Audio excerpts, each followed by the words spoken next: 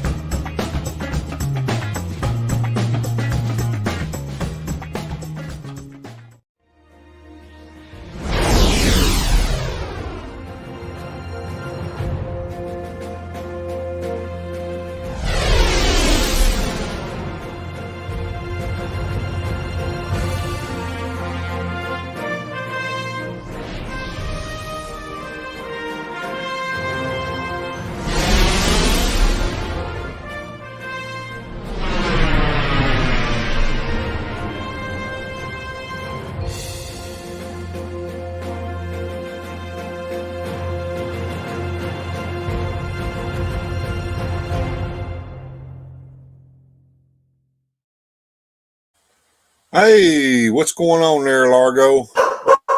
Another fun evening. The dogs are being terrorized by the cat again. How you doing? Doing pretty good, man. It's been kind of a day. Had a little work I had to do earlier today. I had to go into work. Hey, Ticket, what's going on, man? Good to see you in chat, man. Good to see you, man. Ticket, if there's a way for me to contact you, let me know, because if you want to come on the show, I'm certainly let you come on the show. Susudio's in the house. Hey, Susudio, good to see you. I'm not going to post the link to get on the chat live tonight. Hey, I like Salt. Good to see you. Hey, man, what's going on? I like Salt. Good to see you in the house. I'm not posting the link out live, but if you guys want to contact me by email, I have a contact form on my blog, and I will post that contact form.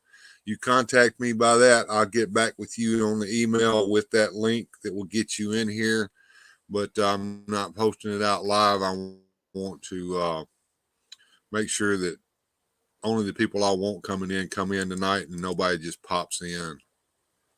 So let me post that link real quick and paste that on here. And yes, Ticket, I do have your Facebook. Don't have to do a whole lot of setup just to be on a show like this. You know, all you got to do is just kind of hit that, open your web browser, make sure you got a cam on of some sort. If you want to be on screen and your microphone, my laptop does it all for me except for the cam. I've got a built-in cam on the laptop that I found it's kind of fuzzy. So I've got this iPhone 6 going here. What are you using over there, Largo? You just using the cam on your laptop? I am. Is it a little fuzzy? Should I upgrade? Fine, man. You're clear as a bell, man. 5x5, brother. Might be better if it was a little fuzzy. Be a little more visually pleasant. Susudio, it wasn't you. Let's just say it wasn't you, Susudio. You didn't get problems. You were just fine. It was the other person that was on, the one that was pushing your buttons. We're not going to mention his name, but I don't see him in here right now. I did see him pop in over on JPR's show towards the end. Yeah. I don't need those kinds of issues on the show, and I didn't like the way he treated you either, studio. So let's just put it at that. Well, Bill, you're still trying to feel out your format and how everything's going to play out for you. So, some bumps on the road. It's all good. Hey, looks like Eldor showed up. See what Ticket says. I'm setting up a room, but I've just received a webcam. I can't pronounce that. Elgato the cat webcam, and I'll be using my Sennheiser mics. That sounds cool. And OBS is in the house. Hey, OBS, I sent you an email, Denise. If you look in your email box, I sent you an email with the StreamYard link in it. If you want to try to come on now, there's no pressure. Yeah. You can always just come on audio if you don't think your camera's up to it. But That's sure. You don't have to. You don't have to use the cam. You can just put a little icon up, kind of like Largo does. I'm gonna see if I can't send a message to the Ticket here real quick. we could do it all Art Bell style and just have a picture there. We could talk Yeah, about Sasquatch or whatever. I think I'm gonna have to go to my regular Facebook page here to try to message Ticket, because I think I became friends with him not through my page. Tickets El Gato there reminds me of some of the absolute worst wine I ever got.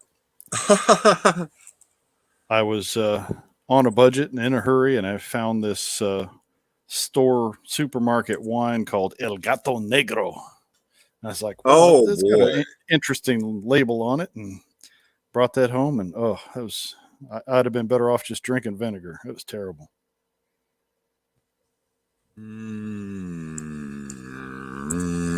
Trying to find the Ticket here. Ticket, did I friend you under your real name? I can't remember. Oh, my Facebook is on another computer. He's paranoid. Did I post that link to that? I'm gonna post it again just in case. This is my contact page. If you'll contact me by email on this page, I will be more than happy to send you a link. Let's see what's going on. Hey Jim, didn't see you in AOM tonight. I came in at the tail end. I was on a Patreon chat with some friends over at Grindhead HQ with our buddy Grindhead Jim and some patrons over there. But I always like to try to catch the tail end at least for JPR. Right. Some of the music videos. I like Salt says I'm learning to follow where you go. Good shows. Ocean Breeze Salty. He follows her. Well, Denise has good taste. Fell asleep that night. Had to get up for work 9 a.m. Yeah, it was pretty interesting. It actually got kind of good at the very, very end when it was just me and Ruski on. Yeah, Ruski's an interesting fellow. Yeah, I like Ruski. And Ruski, if you show up tonight, you're more than welcome to come in. We'll just have to figure out a way of contacting one another. Okay, so and there is the person we were talking about. So how was your Saturday there, Bill? Kind of a long day. Did you work this morning? Not really. I kind of cheated a little bit. And Ticket says that he's going to message me on Facebook tomorrow. That's cool, man. He's probably going to be going to bed here soon. He's on the same time zone that Adam's on, so it's real late for him. Right. And I'm always on Matt Walsh all week. Love Matt Walsh. I've got to play the organ in the church. Well, that's cool, man. That's super cool. I think playing the organ at the church. But what I did, I had about a half a box of parts that I had hid, and yesterday I did another extra half a box of parts to sit in there to make a full box of parts that I had hid off to the side. And then my night guy, who I trained after we got rid of the piece of shit that was in there before him. And this guy's super cool, and he fixed me up a half a box of parts and left it for me. So I was a box and a half ahead when I got to work today anyway. Cool. and I had already contacted him and asked him if he wanted to come in a little early because he spent some holidays visiting his son in Ohio, and well, he's just a small child. I mean, this is a young man. Mm-hmm. He's got a small child in Ohio that he hasn't seen in a while, so he wanted to go up there and see that child. So he missed a few days, and he needed to make up some time. And then when he came back, his first day back at work, he got sick. He got the freaking coof. Now, when you get the coof, you don't have to stay at home for 14 days and stay away from all your friends and family. It's the fucking flu, okay, folks? You stay Right. home for 2 days, you get over it, you come back to work. So he missed a couple of days. He missed about a day and a half of work because he caught the coof over Thanksgiving. So I said, "Hey man, you want to make up some time?" "Yeah, I want to make up time." He's been trying his best to try to make up time every chance he could get. And I said, "Well, look, on Saturday around 10:30, that gives me 4 hours. You just come on in, come to work if you want to." And and it's all cool with everybody there, so it was all right. It wasn't like I just made that up or anything and went over the boss's head. But anyway, yeah, I got 4 boxes of parts, which is production for me anyway. Mm-hmm. And then he comes in at 10 o'clock this morning and takes over. So it wasn't a bad hard day at work or anything. And I came home.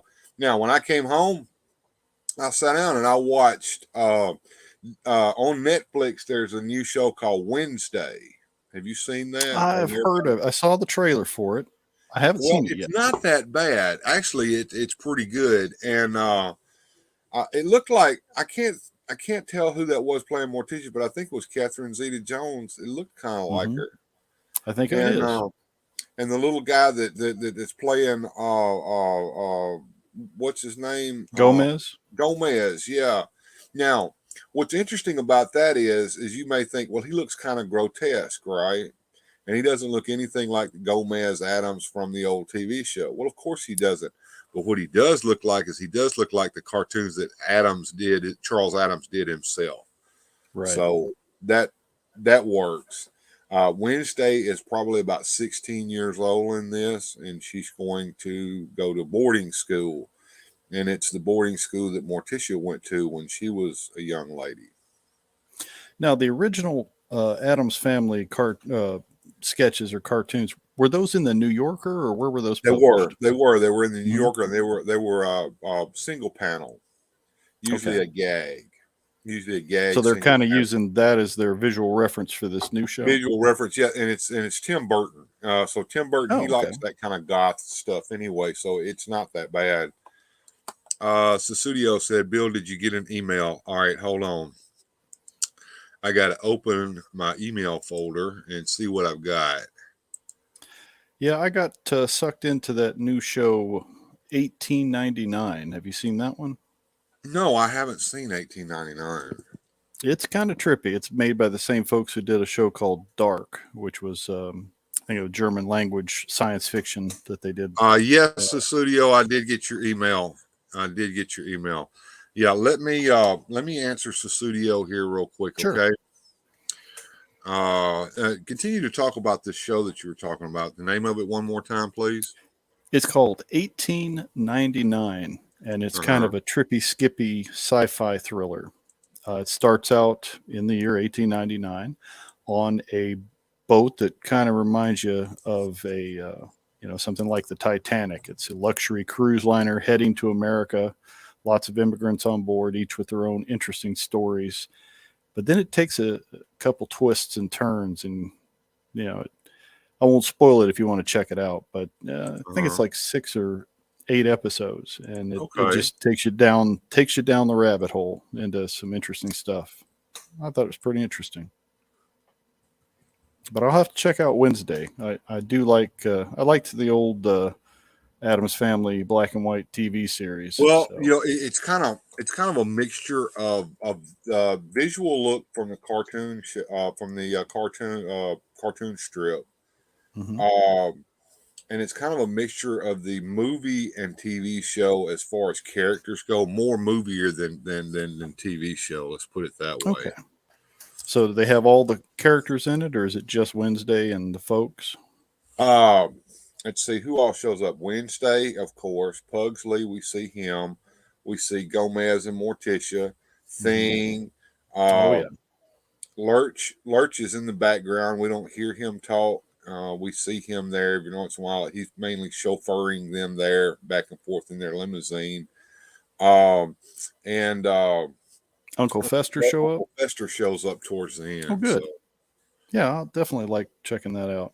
How's the actress they chose for Wednesday? She do a pretty good job. She's doing a pretty good job, in my opinion. And yes, she's kind of a very goth, very Wednesday like character. So not too bad.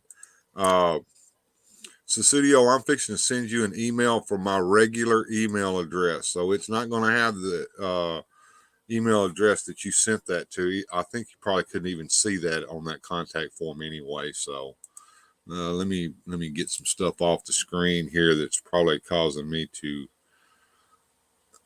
have some problems. I'll take care of that and send this email off to Susudio.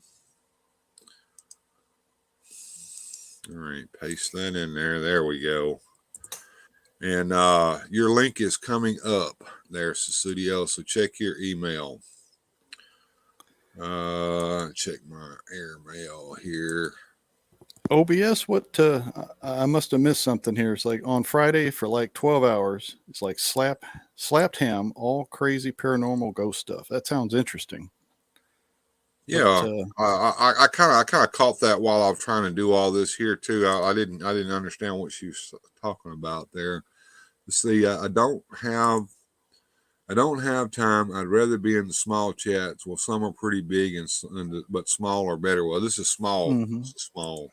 I agree. I mean, I float around as a social butterfly in a bunch of different chats that we like, but the smaller ones are more, intimate. You get to know certain folk, and you can carry conversation on a little better. When channels blow up and you've got 1,000 people in the chat, you just kind of get lost. I'm going up here. Susudio says she's in Ohio. We know that. Said did be able to get your email? Yes. Is everybody in Ohio? No. Only the people we like are in Ohio. There is Susudio here now. I'm going to bring her on in. Hey, Susudio, how's it going? Good evening, gentlemen. Good evening. It's good. Good evening, ma'am. Hear your voice. How are you doing today? I hope you had a good week.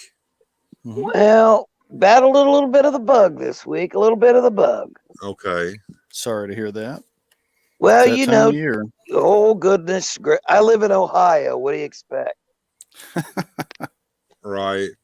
OBS, you can babble all you want, sweetie, and you can babble in here if you want to, and be like Susudio and keep your cam off if you want to. But we'd love to have you come by at Nightbot. I didn't. Now wait a minute.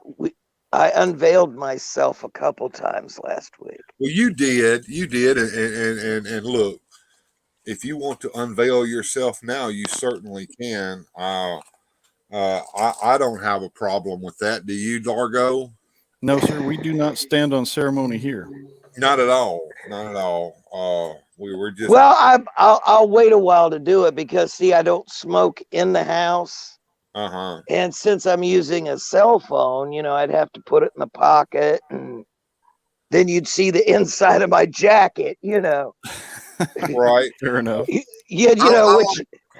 I like Salt says small chat is great, but it's a small world. Ohio is his home state, but he's a Mississippi implant.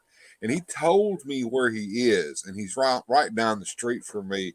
And what I'd like to say to Sir I Like Salt is that if you ever want to meet me at the Windy City Grill one weekend and just hang out with me and maybe even my wife if she happens to be off, you can contact me at that contact email, and I'll get back with you. Just tell me who you are, put that in the subject line, and I'll know who sent it, and we can set that up. And OBS says you saw me in the mask, and that's all you get. So she's not showing her face. Except for that's fine. Oh Lord, help. Yeah, I don't know much about Ohio. I had a Army buddy of mine that he had a Toledo Mud Hens hat, and I'm like, "What are the Mud Hens?" He's like, "It's a Toledo." I was born in Dayton, Ohio. Mm-hmm. lived there most of my life. In 81, I moved to the great state of Texas. Oh boy. Yeehaw! That was a culture shock. There was a guy, I'll never forget it. I'd been down there about a year. And there was a pickup truck in front of me. Now, we all have twisted senses of humor, so you'll enjoy this.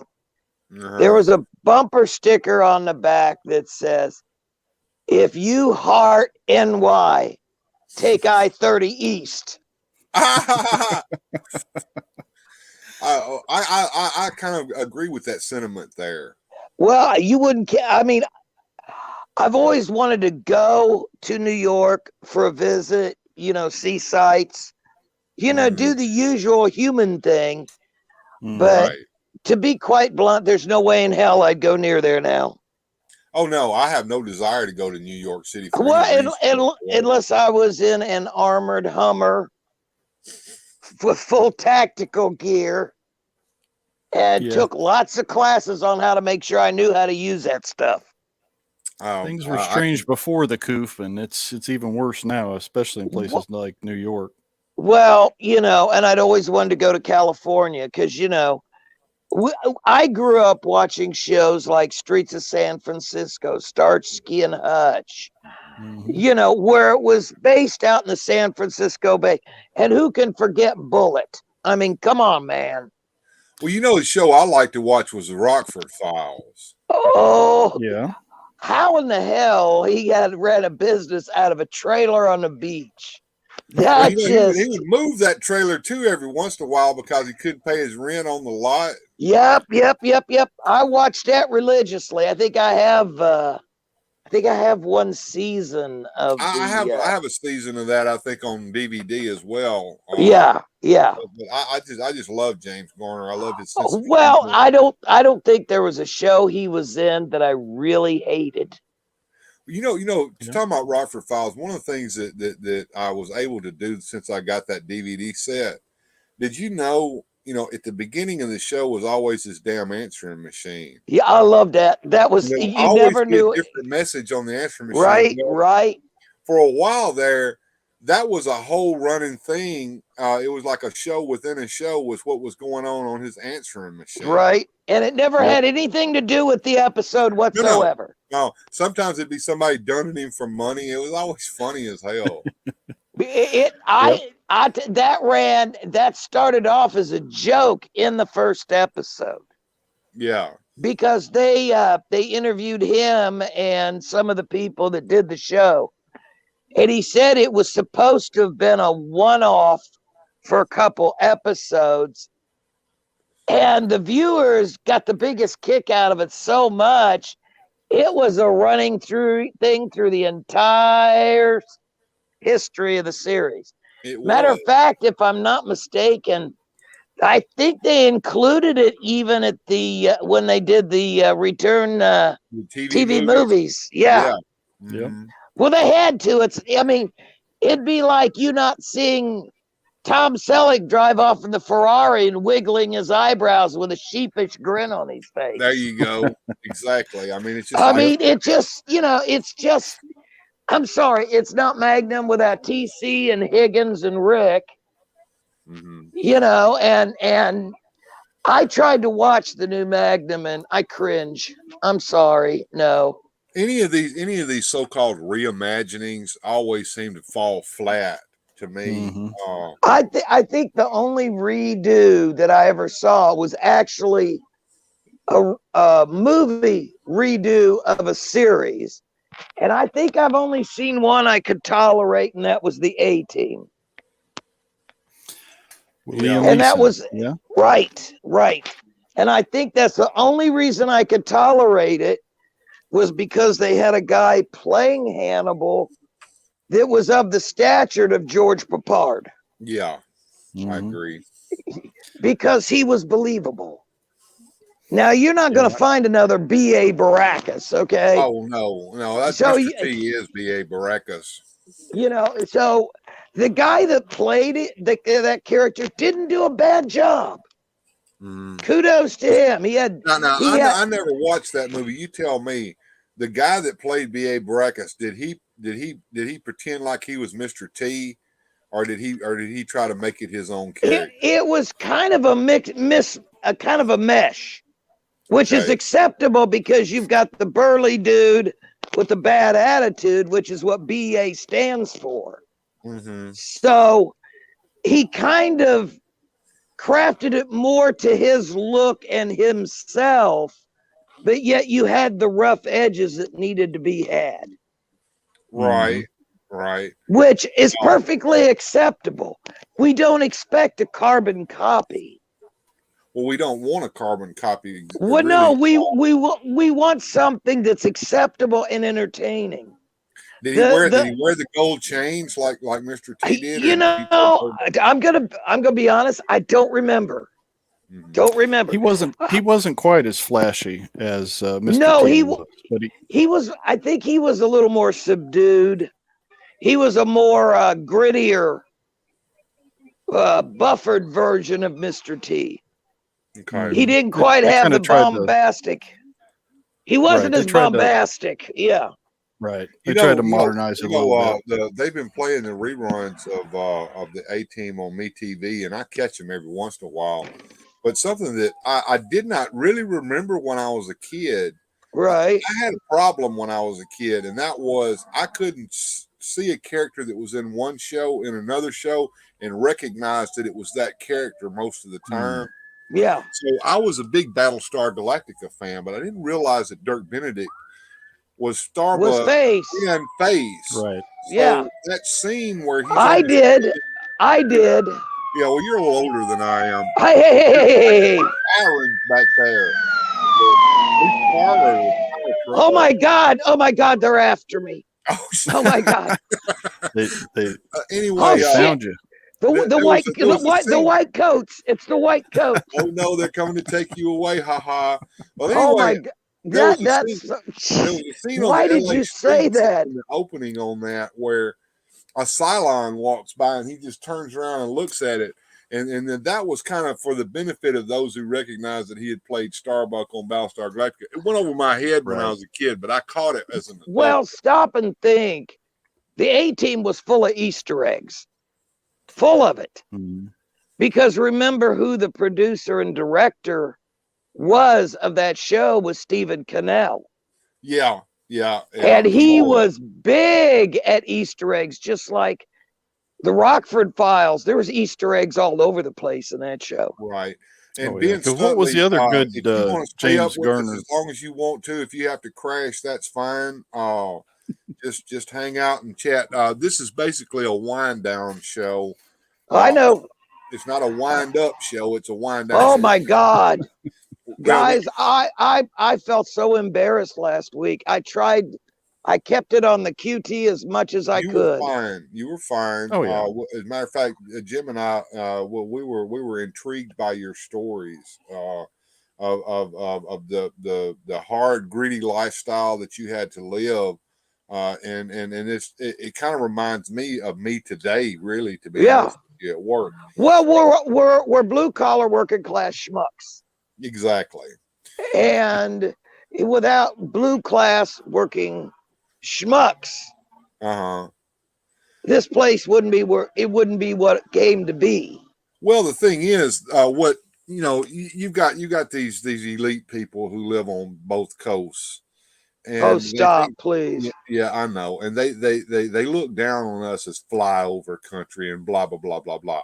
Well, if suddenly the whole middle part of the United States disappeared and all that was left was the two coasts, they would die and starve to death. And there was a lot of ingenuity that just came out of Ohio alone.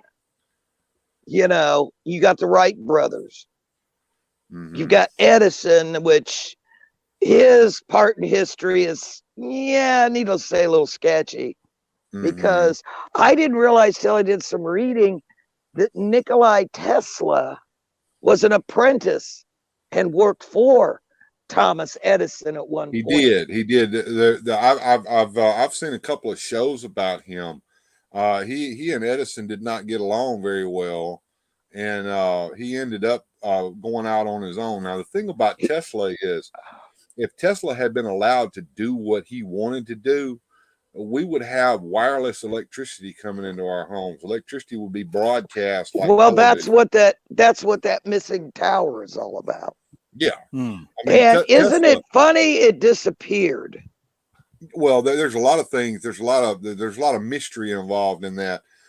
Tesla supposedly was getting a lot of his information psychically from space aliens. Now, I don't know if that's true or not. I'm just telling you what people believe. But he was certainly ahead of his time. He was very ahead of his time. That's what people. That's what people had to. That's what people had to believe back then, because nobody back in his day would have ever thought of being able to pull something out of the air and use basically static electricity to conduct power, which is basically what his whole idea was to harness the natural static electricity of the gravitational pull and space. So for somebody in his era to spout something like this, oh man, you're ready for the rubber room there, dude. You're talking to some aliens, you know. Well, see, a lot of people thought that Tesla was crazy, and they didn't want to believe anything that he did. And that's why his inventions never went anywhere. It wasn't until years later that people realized the genius of this man. And he was ahead of his time. Very much so. And like a lot of creatives, he did not have people skills, and he also didn't have business skills either, right? Which was one of the reasons why he never made any money. Wasn't it? Well, he made a lot of money, but I believe I'm trying to think of the company. Was it GE or was it Westinghouse that he had a contract with of innovations? And they started to go belly up, and they were still paying him for his ideas. And it's just like a writer. You get writer's block, or, you know, nothing just jumps out at you at that time. And they were paying him large sums of money. He started tearing up their checks and told them to stop paying him. That's why so what they did is they set him up in that apartment in that hotel where he died. But the funny thing is they were evaluating the structure of the hotel that he was living in. And it's a very odd building that conducts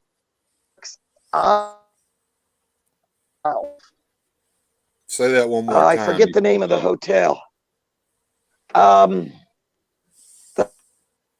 Hotel. You're starting to break up there, Susudio. Maybe you need to move to a better position to get a better signal there, hon. It was kind of shady with Tesla that he, after he passed, a lot of his materials, the government conveniently went in and seized. And of course, a lot of these things have never seen the light of day. Well, he created a death ray too, if I'm not mistaken. Well, remember, it came out later that there was people from the government, a gentleman who was associated with the government, who was renting a room across the hall from him to keep an eye on him. And when he passed, it wasn't 2 hours after he passed away that the government went in and took everything out of his room. Of course. A lot of that information they were afraid would fall into the wrong hands, I'm sure, and they wanted all that information kept under their control and not out in the public anyway. Well, they didn't want it out in the public because they didn't want anybody to know what he was doing, for one, and for two, let's face it, some of the electric companies and people like Edison, who had big government contracts, they did not want what he had discovered, which disproved anything that Edison or anybody that they were working with had come up with, because it would make them look like fools. Well, you know, Edison was also very shrewd. Edison did his best to sabotage Tesla anyway. Well, yeah, that's what I'm getting at. That was quite obvious because Tesla knew that AC power was the way to go, and Edison was stuck on DC. And Edison even went so far as to electrocute an elephant to death with AC to scare people away from the AC power. Did you know that, Largo? I knew that he had staged some experiments to discredit Tesla. I didn't know the details. Yeah, it Ben was says, I think Westinghouse helped Tesla quite a bit. Edison screwed him over, had to sell his patents to survive at one point. That did happen. That's true. OBS is saying Westinghouse screwed him. They're part of the demons that run the planet. True. Well, at the time, not so much, because some of the things he came up with, he was making money on it, and so was Westinghouse. However, as he got older, his output wasn't as much, obviously, because he was trying to find a way to draw, like you said, the wireless electricity, which was basically also Tesla wanted to fix it so that electricity, like OBS is saying on here, for free. Electricity, well, yeah, the damn dime, because it would have been like broadcast television was when we were growing up. You put an antenna up and you switch the TV on, and you got TV. And he wanted electricity to be like that. And if had he gotten his way, it would have been. And those who wanted to make money off of it wanted to sabotage that anyway. They didn't want that to ever happen. Well, no, they wanted their 50 pieces of silver. That's all there was to it. Of course. But the way I read or I saw videos on, basically, if you looked at some of the things that it showed, were that one photograph, you've seen it millions of times, with him sitting down with all that arcing going on behind him. That's basically static electricity. You can probably power stuff on it. Why do you think when we touch something metal, we get the crap shocked out of ourselves? Well, yeah, those Tesla coils are fascinating. I've seen people even make music with them just from getting. Well, yeah, because it's like a centrifugal force thing, but you can pull it out of the air. And and the funny thing is, the land that he had built that tower on, the tower was, what did they say, 60% built. He couldn't pay, I don't remember, was it the taxes or the lease on it? And when he got older, somebody hurried up and went over there and dozed it down. Oh, imagine that, guys. Yeah, some shady shenanigans were definitely going on. That's for sure. Well, he was, in some people's eyes, he was dangerous. But he was dangerous because he attacked the norm. He attacked their greed. He wasn't part of the good old boys, so they didn't like him. Well, no, just like look at Musk. He's a maverick. That's why they don't like him. They don't know which side of the fence he's really on. But yet he's openly admitted he had always voted Democratic. But you remember, he's an immigrant. Therefore, his views were more in line with what used to be liberal. Right. Liberal isn't liberal anymore. Now they call what used to be a liberal is now more of a moderate conservative, because the left just keeps I agree moving. with that. I agree with that assessment there that you're saying. What modern day liberalism has evolved into, in my opinion, just pure D communism. At least smacks a lot of Marxism and the philosophies. It's pretty bad, and it's not what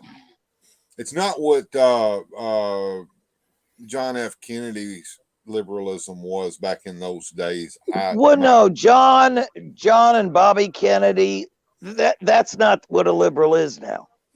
Right. It's not. OBS says Elon is iffy. I think Elon's heart is in the right place. I think that he is still.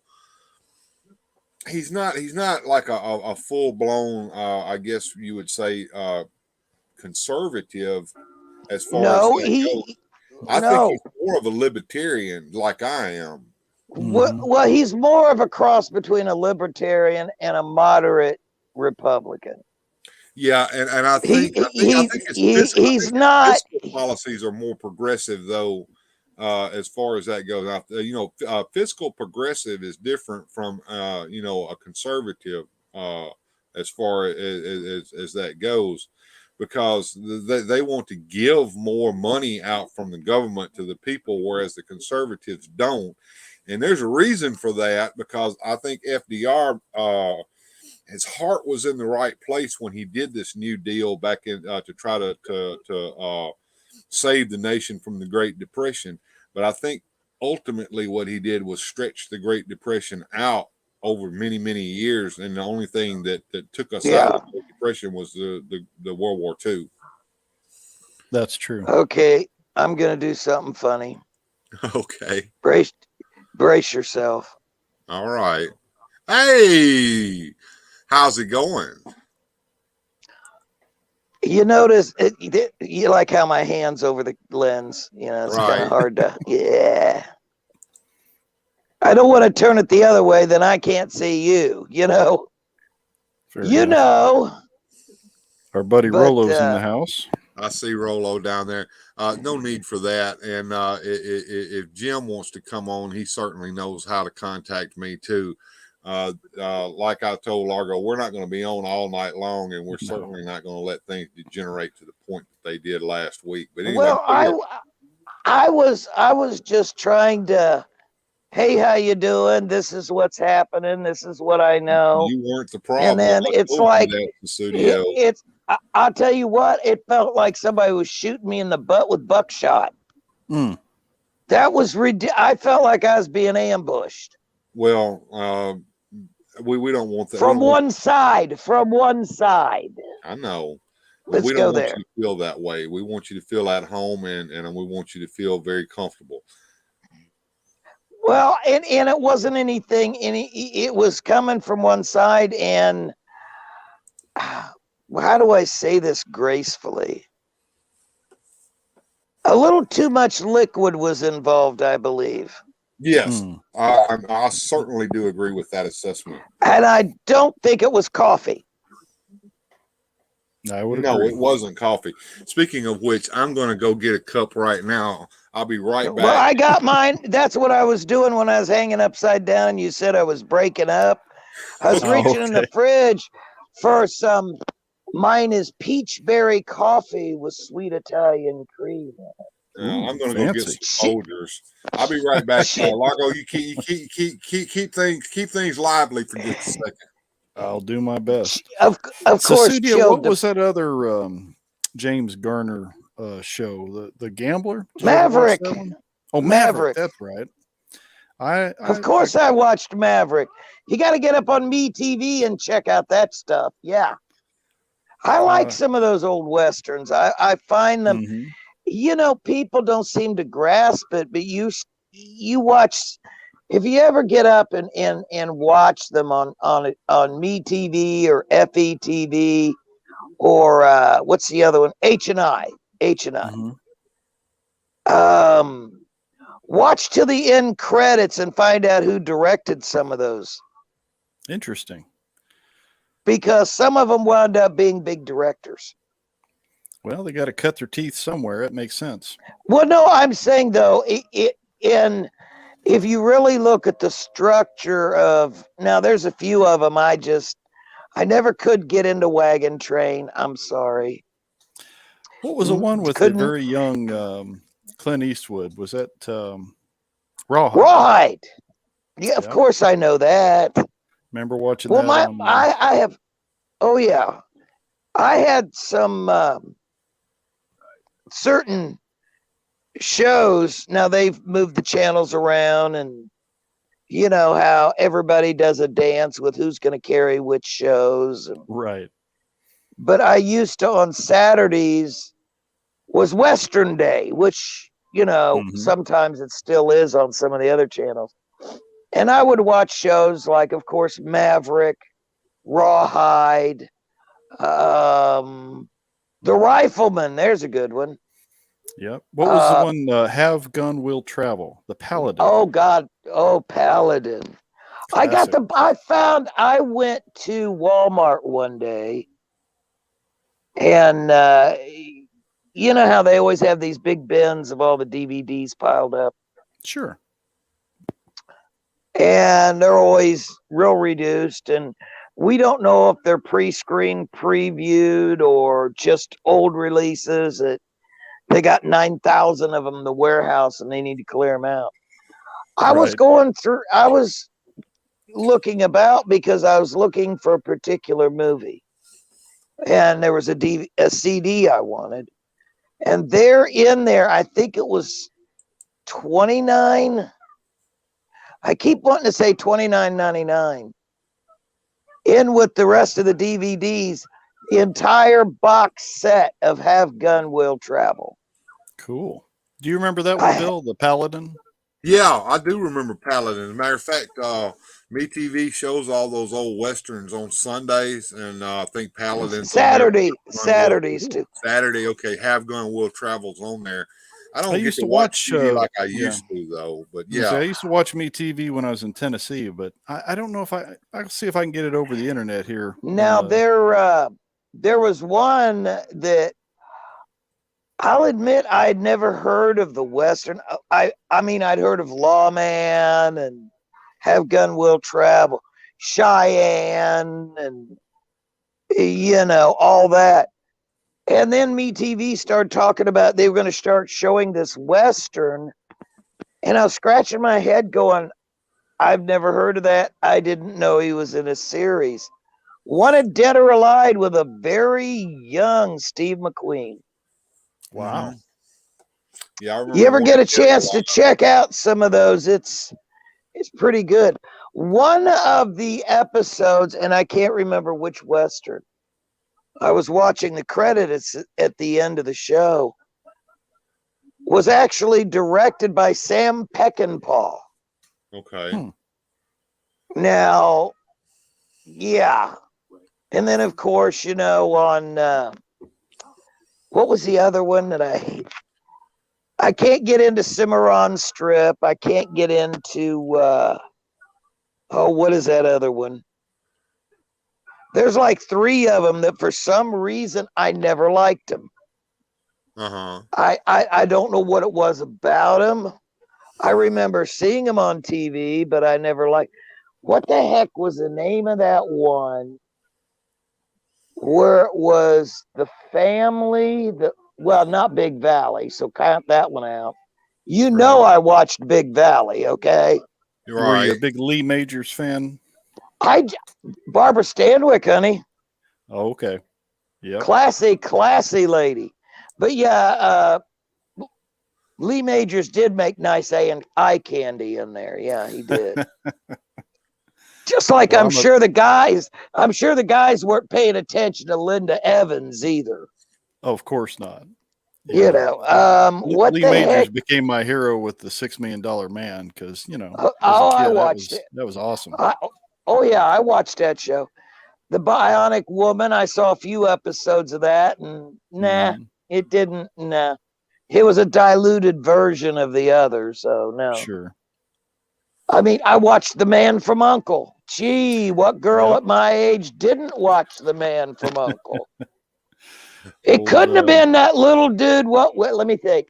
Ilya Kuryakin. Right.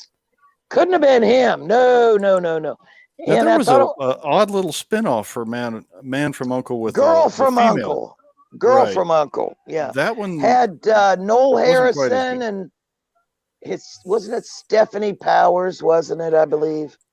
That sounds right. Again, not eye candy, but the scripts weren't as good. The Man from U.N.C.L.E. had a lot better writers.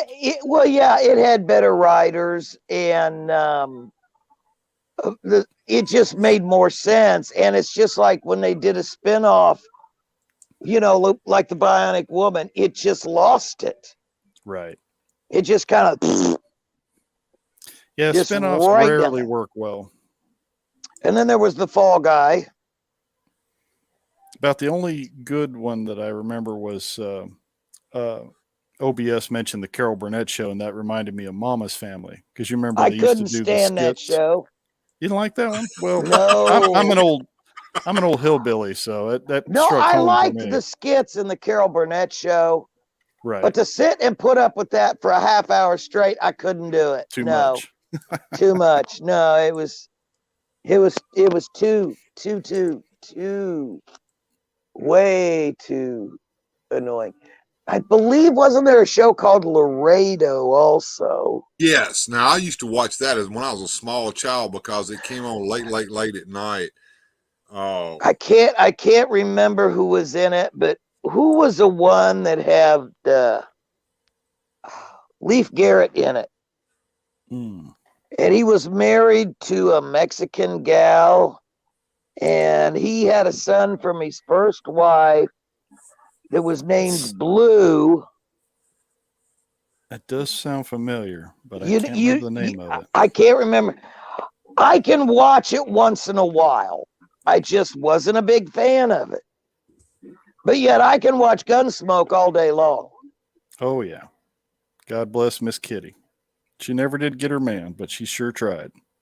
Boy, I tell you, all the years that was on, and she was mooning over that idiot, and he's like, Yeah, they couldn't let them get their romance going. I guess the censors weren't going to go for that. Well, I don't think it was that. It was, okay, she's a saloon keeper and he's the marshal. Okay, that's not a good look. Well, oh, and what was the other Western I liked? Bat Masterson. Yes. Now, talk about suave. I don't think Bat Masterson in real life was quite that suave. I would imagine probably not. None of them were. That's kind of like I think the Western novels, the dime novels at the time, kind of greatly exaggerated all of those characters. The Louis L'Amour novels. I used to eat those up as a kid. Those were great. Well, a lot of people loved those. I used to love Stephen King novels. What happened to him? Too much cocaine. I think he got shocked one too many times. Is what I think happened. Yeah. Well, he did have a serious car accident. Yeah, he did. Kind of messed him up. From Twitch. Let's say hello to all of our Twitch people. Oh, hey, Dustin 6204 on Twitch, and Bounded Oblivion's been in here. So it's good to see you, Twitch people. I don't know how to interact very well on Twitch because I'm mainly a YouTube guy, but I am okay. Streaming. That's because you have not taken the advice of Twitchy TikTok. That's what right. it is. Well, I know. I need to have all the flashy stuff, and I need to bootlick a little more. But I'm not turn your hat sideways. No jabs. Sorry, no jabs. No pokies over here. Now wait. Now, I had to get the jab. Did they make you get the jab, baby? I had to because I'm diabetic, and I'm over 60. And I'm a heart patient. Yeah, it kind of made you a little susceptible. Well, yeah, and my dad got them too. But we got the first one. We got Pfizer, which has got me terrified. But we got the first shot and then went back for the second one. And then I have had the third one. Screw the fourth one. I'm done. Yeah. Well, the thing is, because they seem to be having more trouble with that fourth shot. Pardon me, I'm going to step away and get some Java myself. I'll be right back. Okay, cool. My wife's had, I think, 3 jabs so far. She had to get the jab for her job because she's a caregiver with a lady that right. She needs care, And well, see, that's what I don't understand. You had all these fine doctors and nurses, the EMTs, our police, our fire department. They were out front and center right in it when it started. They were exposed to it on the daily. You know it and I know it. And now, bless their hearts, I'm sure we lost a lot of them to it. I'm not going to go there, but you stop and think it must just they were exposed. If they didn't get sick, or even if they did and recuperated, they've got better immunity than with the jabs. You know it, and I know it. It's a fact. Well, here's the thing. Here's the thing I feel about that, Susudio. Oh, now I've got itchy. As far as the jab itself goes, I think that it wasn't tested long enough before it was released to the public. First of all, second of all, I think they lied about the testing. It's just another form of the flu. Now, yeah, I know it was probably created in LAB in that foreign country over there that we won't mention because we don't want to alert the bot. No. I'll tell you what. Speaking of something funny, I was on Facebook today, and there was a video post from Terrence K. Williams, and he's a riot. If you ever watch, he's crazy as hell. And he was talking about, let's see, I'm all over the place now. Yeah, that's okay. I think I'll turn the camera off because I think you're getting annoyed. No, I'm fine. That's not bothering me. Well, it's that twitchy TikTok thing, you know. I know. But I lost my train of thought being silly. Oh, we were talking about, I think, jabs. Yeah, I was thinking of something, and old timers. No. Oh yeah. No. Well, we all suffer from that, but I had a brain. No, it's not. I will not say old timers or old timers. We have a president who's got that. He's got full blown dementia. Sorry. I'm sorry. We have brain farts. Yes. There's a difference. Yes. Big difference. But what was it you were saying, young man? Now I'm having a brain fart. I was talking about the jabs. The thing is, they didn't research it enough before they released it. No. Second of all, even though the coof was created in a LAB over in a foreign country that we won't name, in my opinion, it's just another form of the flu. And if you remember, there was a great flu outbreak back at the turn of the century in the early 1900s that killed millions and millions and millions of people. Oh yeah. That flu, after it was allowed to take its course through the public at large across the world, it mutated several times to the point to where it's pretty much the flu we have. Well, yeah, it's yeah. And then it's just like we've had how many different versions of the flu? We had swine flu, Hong Kong flu. We had and the Hong Kong flu. The Hong Kong flu is interesting. A lot of people don't realize because they weren't alive back then, or they don't have the wherewithal to do their own research. But the Hong Kong flu hit at the same time that a great festival happened in Woodstock, if you remember, and nobody stayed at home or anything. They got the flu and they lived, or they didn't. But most of them just had a it was a pandemic.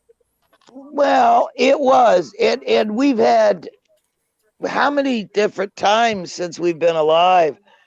It's an ebb and flow, and even if you get the flu shot, it's based on last year's germs. Yeah, last year's virus. It doesn't help you with this year's; it helps you with last year's. That's exactly right.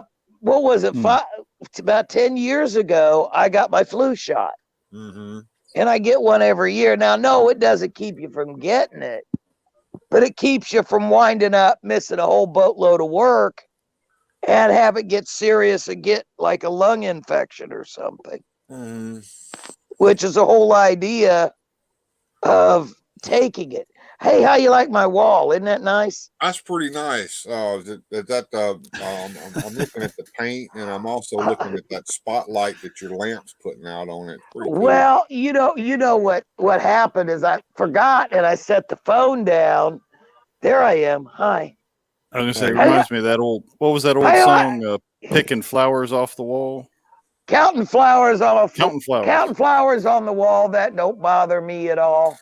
All right, I'm gonna talk to Ben Stutley here, who has an off-topic question. He says, "Bending your ears. I'm not a modern collector. Some of us collect vintage toys. I know I do." And he says, I have no YouTube channel, but I do have pretty much 90% of my childhood collection. That is cool. That's very cool. Yeah. Start a channel. Should I bother? Start a damn channel. Just do like Wilhelm Torian Hobby. Just start putting some stuff out there. You can start small, like I did, and just kind of post small 10-minute videos showing off part of your collection. Well, yeah. If I may make a suggestion, Ben, why don't you and Bill maybe get together and Bill, why don't you have him on the show as a guest, and he can show off some of his stuff? I'm happy to have him on the show as a guest on a Sunday. I think that's a great idea. Yeah. That way he can kind of get a feel for and just kind of get a hang of just talking things out and talking to folks. Like OBS says, it's super hard to start a channel. It's super hard to get monetized. It's easy as hell to start a channel. Anybody can start a channel. You may not get a lot of viewers, but here's how you get viewers. You'll get your viewers if you go to other channels, hangouts in the chats, let people know that you exist. If somebody like me, for instance, and I'm not just touting myself, but if another YouTuber lets you come on their channel, do it, because they will tell their viewers to go and subscribe to you, and some of them will. And when they do, they'll tell their friends, "Hey, this guy's cool. You subscribe to it, and you'll start building up a little repertoire." Sure. Vintage Toys is right up Bill's boat for his channel, and that would be a good introduction for Ben to show off some of his stuff and get an idea of whether he enjoys that format or not. No, Ben, you didn't shut us down. I mean, I found it interesting myself. See what we do here on this show, and sometimes it does get off the rails, and it helps to have someone like Largo to try to move things back into place. But I do what's known as stream of consciousness. Indeed. So the chat seems to go. It goes from one place to another, but it just streams right along and moves along. And sometimes our train of thought gets share it all, but I don't expect to get rich. Well, you're not going to get rich on YouTube, friend. Most of this is all about just personal interest. Yeah, personal interest. You want to share what you love with other people, and that's basically what I do with my toy channel. It's not necessarily because they want to watch it. It's more like I want to show it off. And if they want to watch it, then that's just icing on the cake. Well, for things that are pop culture or vintage toys, it's nice because with this type of format, you get to see who's out there who has a similar interest. And I've met a lot of people through the chats who are fellow collectors or fellow pop culture enthusiasts. And we get to talking about who knows what.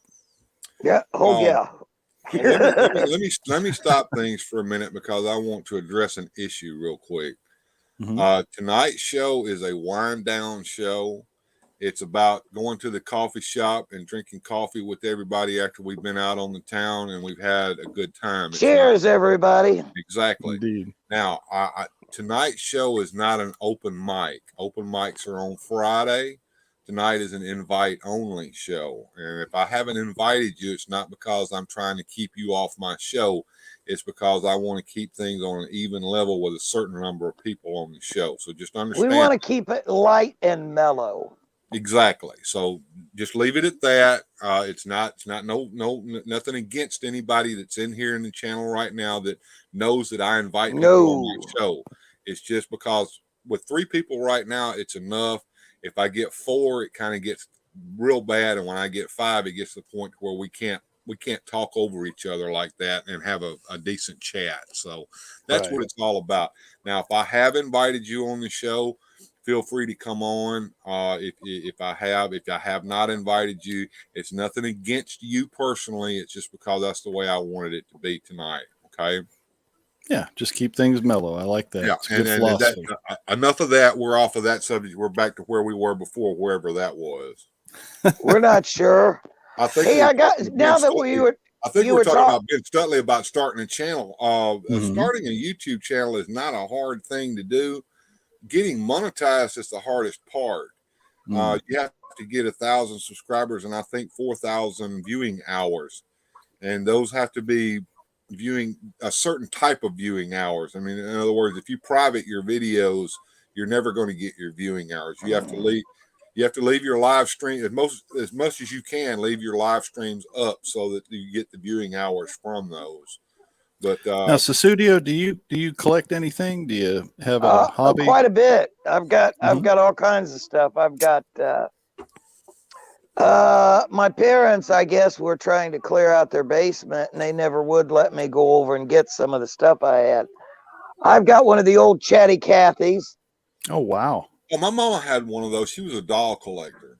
I've got one that originally was still in its box.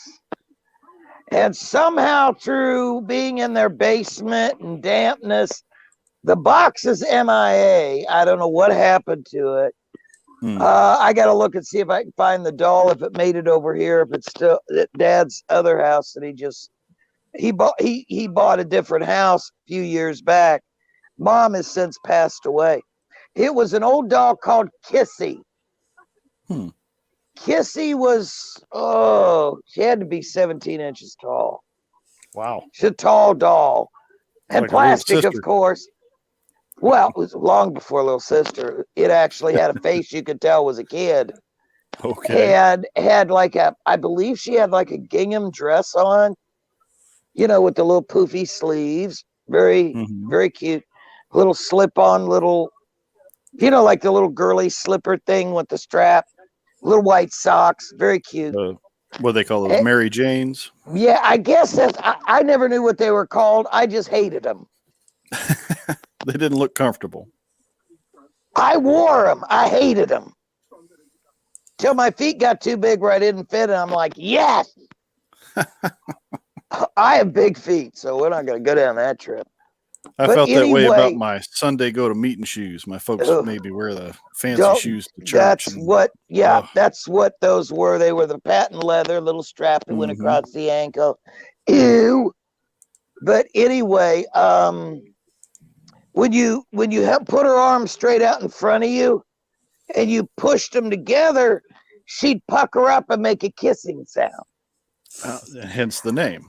The name Kissy, in a commercial. It was, I believe, I may be wrong. I believe she was made by the Ideal Toy Company. Okay. Now, was the gimmick cute or was it kind of creepy? It was not. It wasn't. There were some dolls when I was a kid that were pretty creepy. This one was not creepy. It was very cute. I have an old Barbie and Ken, the stiff-legged robotic things, Oh, yeah. And I've got the old Ken that has the fuzzy hair. Okay, I remember those. The short burr haircut, and my Ken is blonde. But he does like most men do. He got a bald spot at the top of his head. Well, OBS says she had a Dressy Bessie and a Dapper Dan. I remember Dressy Bessie barely. I had Barbie and Ken, and Mom bought me the little wardrobe box where you could store it and hang the little clothes up in it. And then they came out with an interchangeable head for Barbie where you could put different wigs on her. And I took one of the wigs. It was like a page boy wig, back when the monkeys and all that was out. I'd stick that on Ken. Make him a mop top. There you go. Make him a monkey,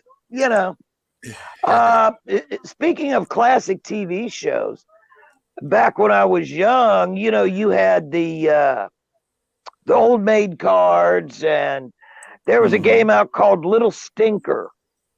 Crazy Eights. I remember that was popular. Well, no, this was a little tile game, and it was called Little Stinker. And it's just like when you hit the old maid, when you played old maid, you lost. Okay. Well, these were little red tiles, and if you got the little stinker, you about lost. And they were stacking tiles. And at the same time they got that, Mom and Dad bought me I don't remember if it was a card game or a board game. It was, I don't remember it was called The Man from U.N.C.L.E. or the Ely Kuryakin game. Okay. But I had that in a box. I don't know whatever happened to it. Knowing their damp ass basement, it's probably been destroyed by now. Yeah, you got to keep that stuff in a cool place, but a dry, cool place. Well, see, we didn't know it was doing that. Okay. Right. I gotta ask you something, Bill, since you know a little bit about some of the older games and toys. Okay. Have you ever heard, it's a board game. It's you play it in the dark because it glows in the dark. Huh. And it's called Kabbalah. And it's like it's got like a rounded bottom, and you put your hands on it and it wobbles like this, and it's got this big ball on the top that's black, and in the center it's painted that white green that glows in the dark. And you'd go like this and you'd play this board game called Kabbalah. Kabbalah, was that spelled with a K? Yes. Wait a minute, let me see if I've got the thing sitting out here. Let me go do a peekaboo. All righty. Was that kind of like a Milton Bradley sort of thing? Or? I just found it. I found it. Kabbalah. It's a very unusual game. I don't think they made it very long, to be honest. Well, the glow in the dark gimmick was probably the big selling point. Kabbalah. I've got it still in the fucking box. Here we go. See if this is it. Kabbalah was a talking board game manufactured and released by Transogram in 1967. It was marketed under the slogan, "The Mysterious Game That Tells the Future." The game was molded out of green plastic that glowed in the dark. It sat upon a hemispherical rocker that was operated by players touching the solary projectors, which were handles on either side of the game. Let me see if I can find a good picture of that to kind of throw up on the screen. Well, I don't know if you can see. We're going to try. You see up on top of that shelf? Mm-hmm. Kind of a green and white box. You see where it says Kabbalah down the side? Right. I can't quite make it out. Can you, Bill?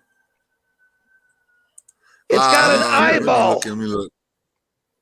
Yes, that's that. Here it is. Let me put this on the screen for everybody to see. Hang on just a second.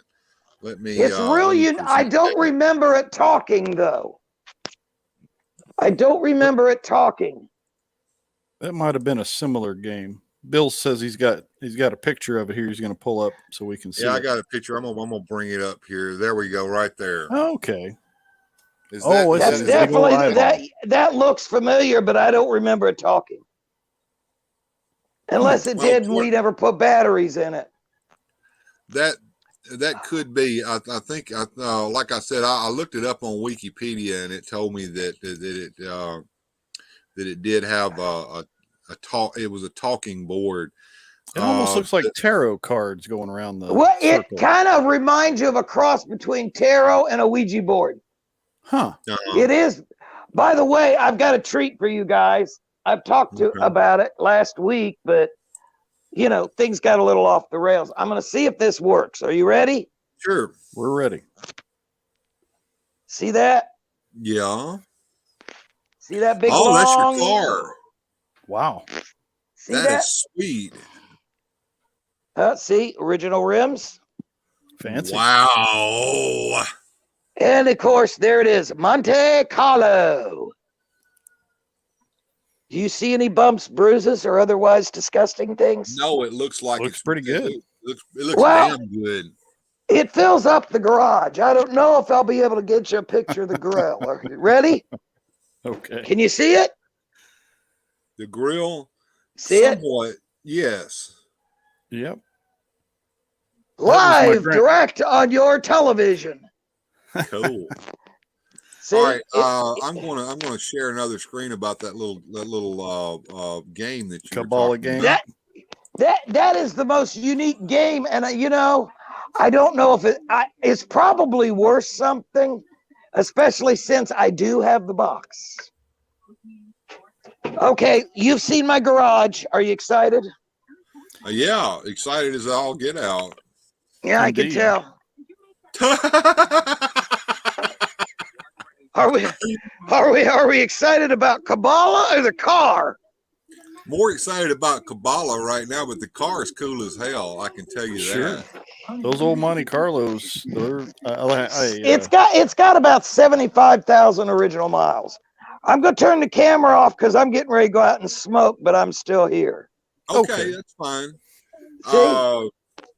So there's the Kabbalah. Yeah, and it's mysterious game. Okay, that foretells the future. Yeah, and can you read that, Largo, or do I need to do this? Maybe that helps. Well, if I put my glasses on, I probably could, if I can find them. Oh God, I can't read it because. Yeah, that's the bad thing about wearing glasses. If you set them down, you can't see where you put them because you need your glasses to find them. To find your glasses, yeah. Or you do like Fred Sanford and you have to try on several different pairs of reading glasses to find the ones that are strong to help you. Okay. There we go. If there was a contest for the weirdest talking board of all time, Kabbalah, the mysterious game that foretells the future, would win unequivocally. Like I said, I don't know if it talks. It's been years since it's been out of the box. I think it did. I think it had batteries in it. Oh my God, that means it might be real. Actually, no. If you never put batteries in it, it's fine. If you did put batteries in it and you left them in it, they probably have exploded and corroded. Well, it still can be repaired. It's something called an emery board and alcohol. Exactly. And I'm just going to move on down because here's a comic book ad for it. Cool. Yes, I remember seeing that in the kids' comics. Yeah. So it glows in the dark, and yes, you can ask questions. And you put your hands on a thing and it wobbles. Oh, boy. It's kind of hypnotizing. It's kind of weird. I think we only had it out of the box once or twice. And my brothers got stupid. Mom was afraid that the pieces would get lost and she hid it. Now I have it. Oh, I see. So it has a little ball bearing here, and you spin it around, and wherever it lands, you get the. No, there's no ball bearing. It just it just spins. It just sits on top of a post. Oh, okay. And the weight of your hands makes it go around. Okay. Very interesting. That looks like something that I would try to track down. I don't know how much they're worth. The kind of the spooky mystical element would fit. Well, yeah, that's what I'm saying. It's kind of like, if you would combine tarot with a Ouija board and then make it so it glows in the dark, that's what you've got. Because remember, in the 60s when that came out, had to have been in the 60s, when it came out, Ouija boards, for some reason, people were buying them like crazy. I never got into it. I think I sat into people playing it one time, and, the yes and the no, and I didn't get into it because mentally I thought, somebody's pushing it. This is not for me. Right. So I didn't get the hex of the Ouija board. Boy, they've sure made a killing with the horror movies based on that stuff, though. They like to give people the heebie-jeebies.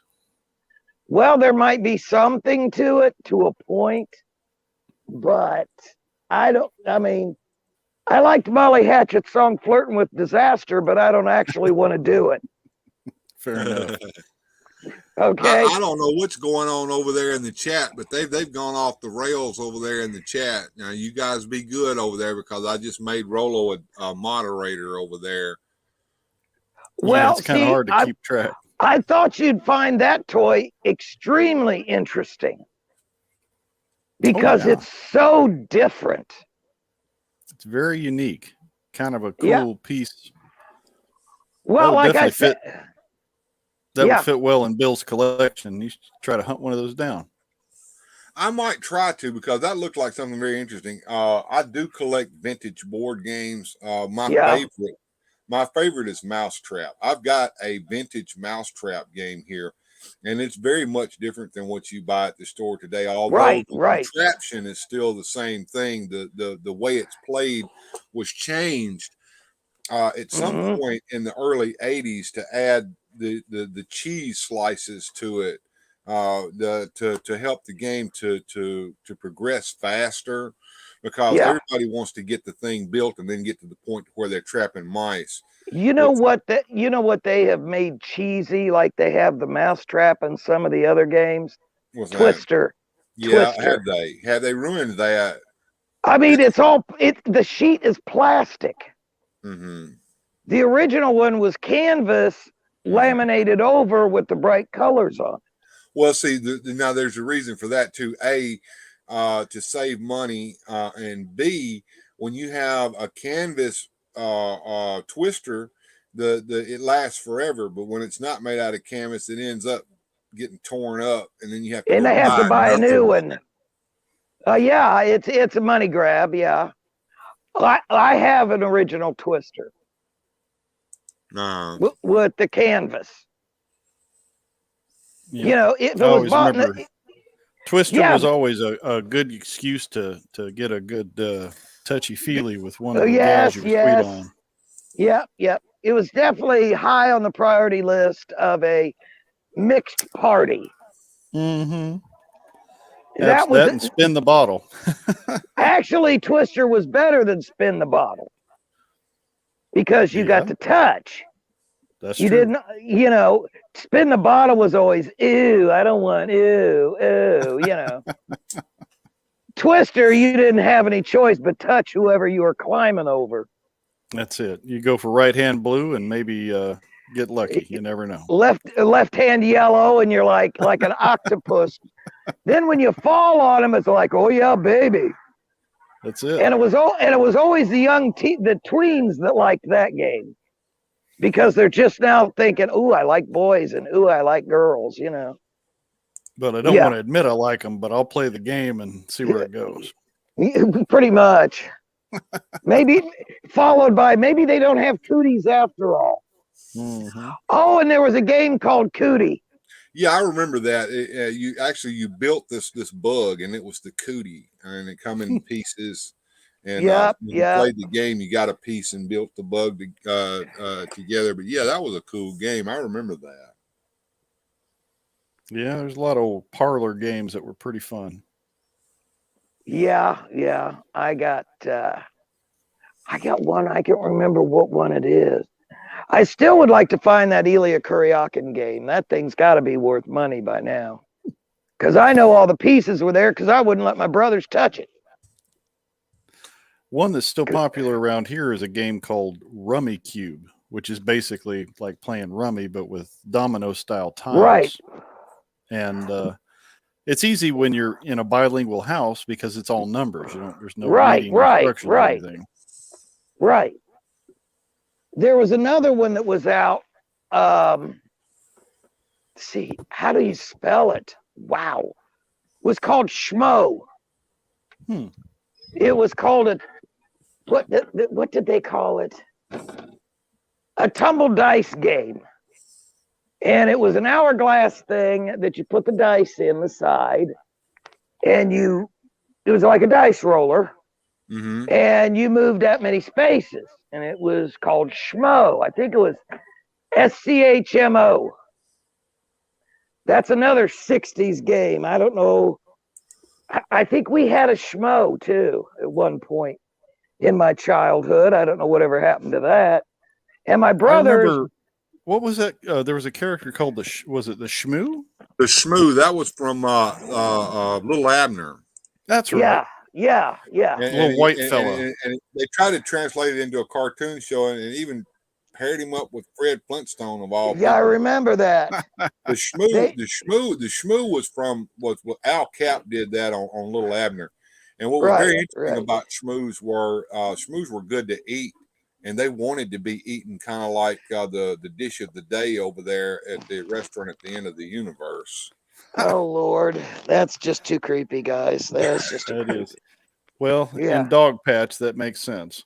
Well, Dog Patch, roadkill delight, you know. If we're going to talk about Little Abner, one of my favorite characters in Little Abner was the Dick Tracy knockoff guy that walked around with holes all in him where he'd been shot so many times. What was his name? Right. Oh. I haven't seen that cartoon in years.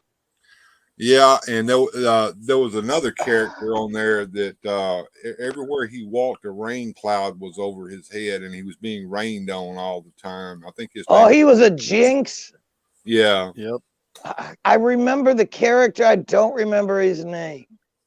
But see, that's an era where Dad got the Sunday paper, and you went right in there and stole those comic strips. Yep. I was always looking for the Flash Gordon. Now, OBS brings up a point about a dice game. It's with pigs there, and Grindhead Jim answered, "Wait a second, you throw pigs?" Yes, it's a game, and it's got these little tiny pigs that are made out of vinyl or whatever, and you put them in the dice cup and you throw them, and the way they land, you get points or something. I forget. I've never heard of that one. I've never heard that one. That was probably after my time with playing with games.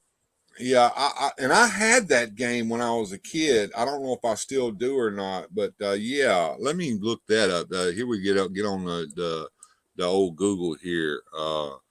Dice game with pigs. Every time I think of pigs, I think of that stupid music video by John Fogerty, Vans Can't Dance. If you ever get a chance, that's right. Have you ever J.C. Fogerty?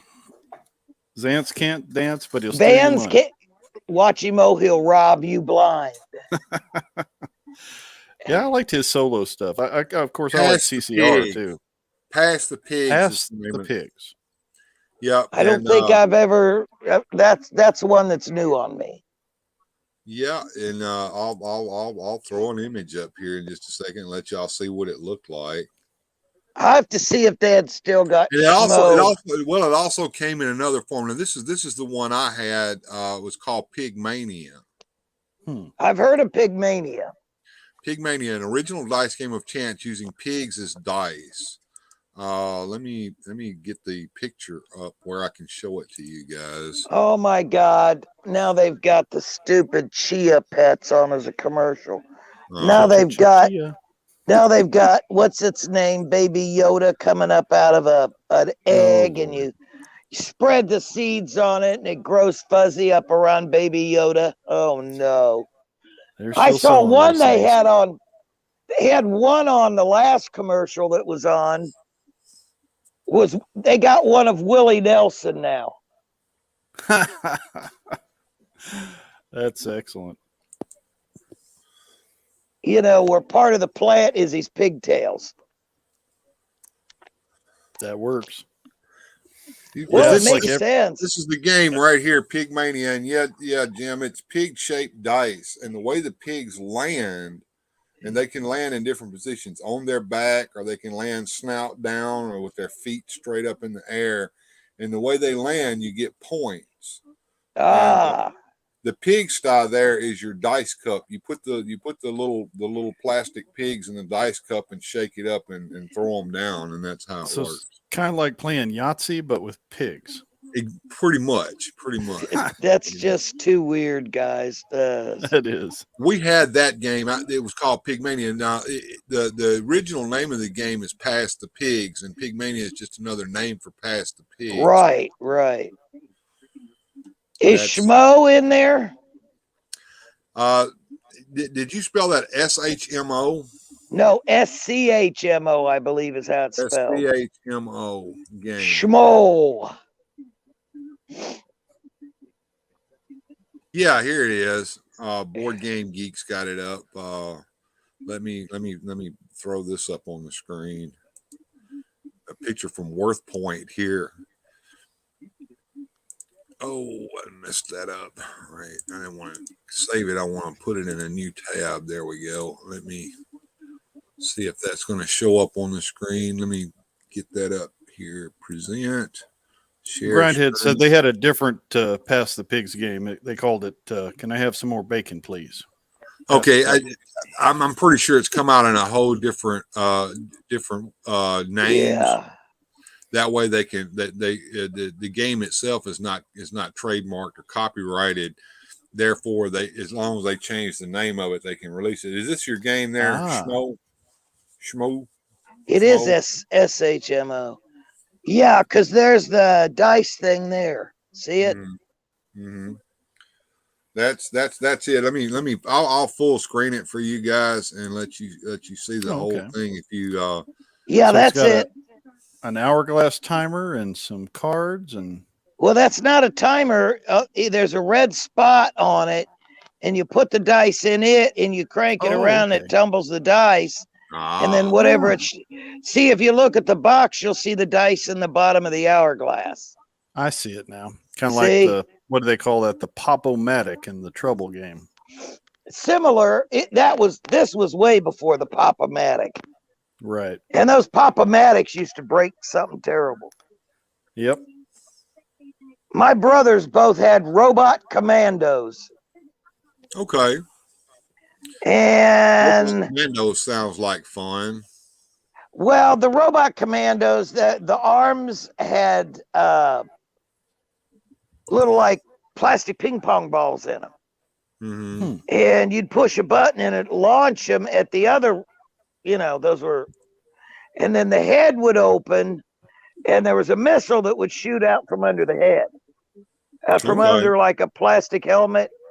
Well, one of my brothers lost the top to its head, and both boys lost the ping pong balls, and one of them had the controller wire that went to it. One of them was brown and the other one was black, which obviously didn't matter, but they always argued over whose was whose and whose was missing which part.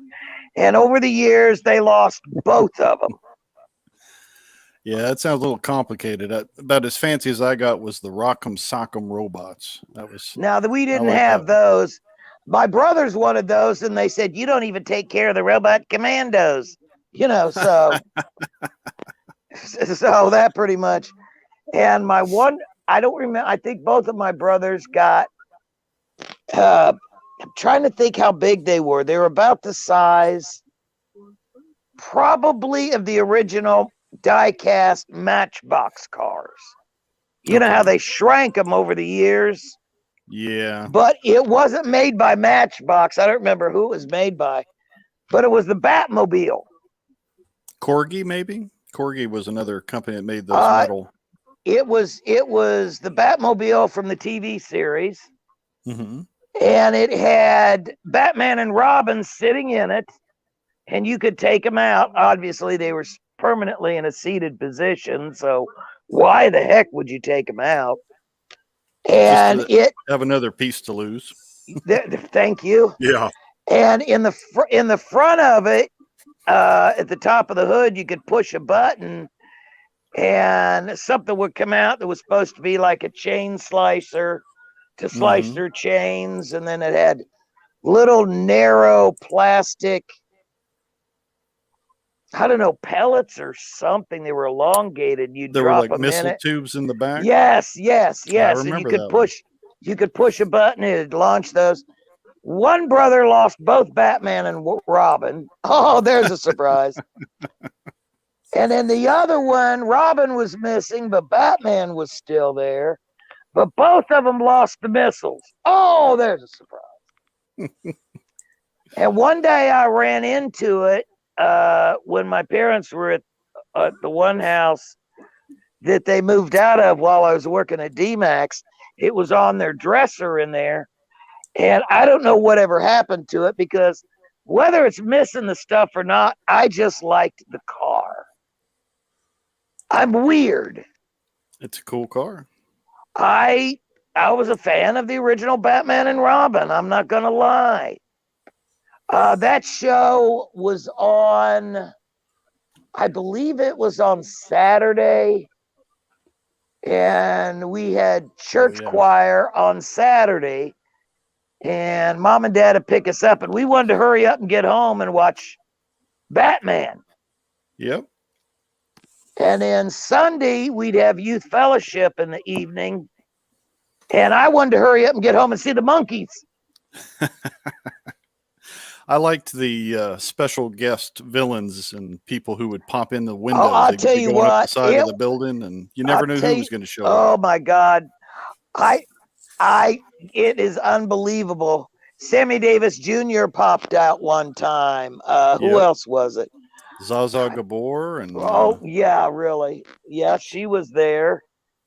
I can't remember. For just a second. Hold that thought. I want to address Rolo here. Who wants to see the NECA Ming figure that I got?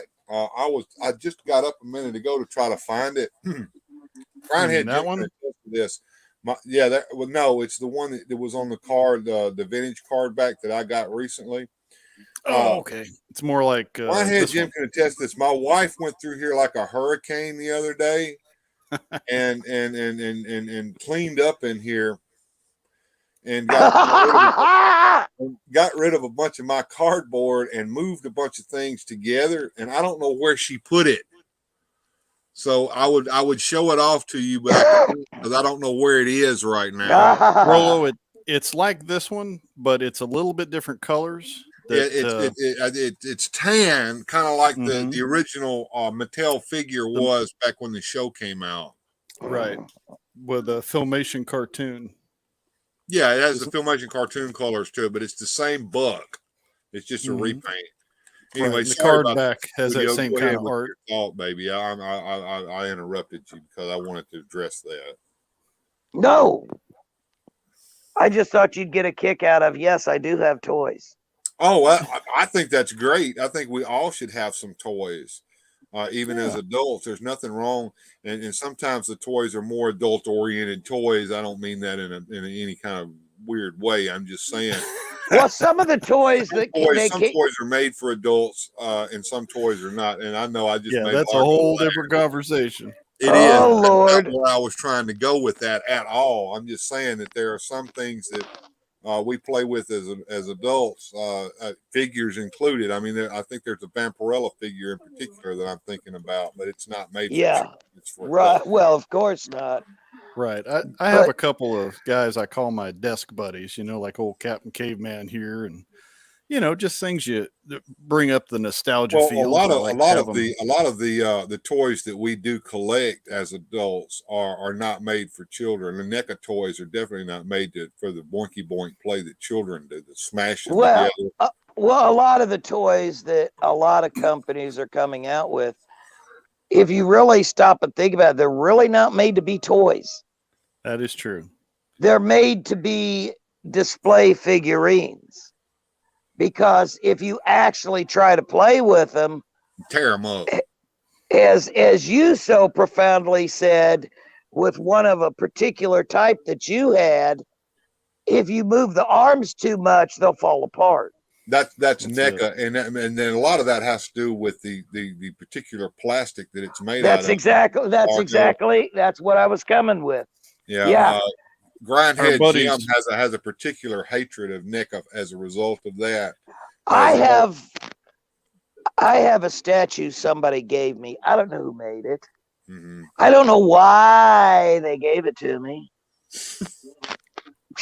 I'm not saying it's horrid, but it's a head scratcher that if you're going to give me that, give me the rest of them that could possibly go with it. Grindhead Jim brings up a very good point. There is a toy company that makes toys that are designed to be played with by both adults and children. And there is an example. It is Resurrection Toys. Resurrection Toys Yeah. produces toys in Mexico. They are Mexican bootleg toys. What you're seeing, they're being presented by Largo, is Xenozilla, which is a combination of the Alien Xenomorph from the Alien franchise combined with Godzilla. So there we go. These are very similar to the vinyl Japanese kaiju toys. So they're good quality and they're sturdy, and they'll hold up to kids play, or for adults who just want something on their desk that looks cool. They're good either way. Well, Largo says Captain Caveman Nice got me thinking about Hong Kong Phooey now. Oh, love Oh Hong Kong God, Phooey. no. Politically incorrect these days, but funny. I liked Hong Kong Phooey. Let me consult my Hong Kong book of Kung Fu. I'll tell you, speaking of that, I saw a reaction somebody did of a music video. And he stopped it halfway through and says, "Now that's not politically correct." And it's like, dude, the song was done in the 80s. Everybody wasn't all touchy-feely and my hiney's been hurt. Well, exactly. You guys may remember this. Was a couple of years ago, they were trying to cancel Baby It's Cold Outside. They're trying to cancel Rudolph the Red-Nosed Reindeer now. Well, it's like they don't even want to call it Christmas anymore. These people are so stuck in the mud that it's pitiful. Well, no, they said that they want to cancel it because they think it promotes bullying because of not allowing Rudolph to play in the reindeer games. Really? It's a freaking stop action cartoon. Wow. I mean, can you talk any more touchy-feely? Well, I made a comment on Facebook. If these people had their way, we would all be living in little bubbles like the boy who lived in a bubble. The Boy in the Bubble. Yeah, I remember that movie. Yeah. But if they had their way, I mean, these people are not the mainstream. They're just very, very loud on the internet. And part of the problem, I was thinking about this the other day, part of the problem today is that not only are these people loud on the internet, but there's people like me, and I will admit I've been guilty of this in the past. It's the go along to get along theory. I'll go along with you just so I can get along with you, so you won't bother me and my family. Yep. And we got to stop that. We got to. We can't keep doing it. I was watching a video that Terrence K. Williams posted, and it was a re-thing of Jesse Waters on Fox, talking about the summer of love, and this woman, her car got attacked by these rioters. Yeah. And they were beating on the door, and she had her little daughter in the car with her, where she had been doing Christmas shopping or something. But anyway, obviously it terrifies her 10-year-old. And they're coming up and they're getting ready to attack her car. They'd already been sitting on the hood of the car, and it showed the video of it. And she did what a normal human being would do. You start gradually pushing on the gas. Well, these people won't get out of your way. So she hit 7 of them. So she went farther down the way, and she never made it home. They arrested her. Wow. Her daughter now has PTSD. And Terrence and Jesse both asked, "What would you do?" And I wrote, "I'd run the rioter over." Which is, everybody's thinking it. Everybody's saying it. I posted it on Facebook. It wasn't 2 minutes later, they flagged I'd hit the rioters as being hate speak, promoting violence. And I'm sorry. They wanted to know what I wanted to do about it. And I'm sorry, I'm fighting it. I said, no, it's not. And I basically where they have down, you know, where it's this or they misunderstood how I was directing it. If it's me or them, they're going. Mm-hmm. The same way, you know, and so I clicked a button that said, I'd seen similar comments. There were similar comments. They just didn't come out and say it. Yeah. Right. Well, you have to be careful on those platforms anyway, because they're overly moderated in a certain direction. Now, Grindhead brings up a point. It's entirely possible to oppress actual bigotry without oppressing free speech. Well, that's right. And one of the things that I remember being actually taught in school was civics, and we were taught that where do our rights end? Our rights end where another person's rights begin. Okay, so as long as you're not oppressing somebody else's rights, it's entirely possible to have free speech. Okay, and you can oppress bigotry. The way you oppress bigotry is you allow the person to say whatever they want to say, and you stick up for their right to say it. They can say it, but that doesn't mean that you can't oppose it.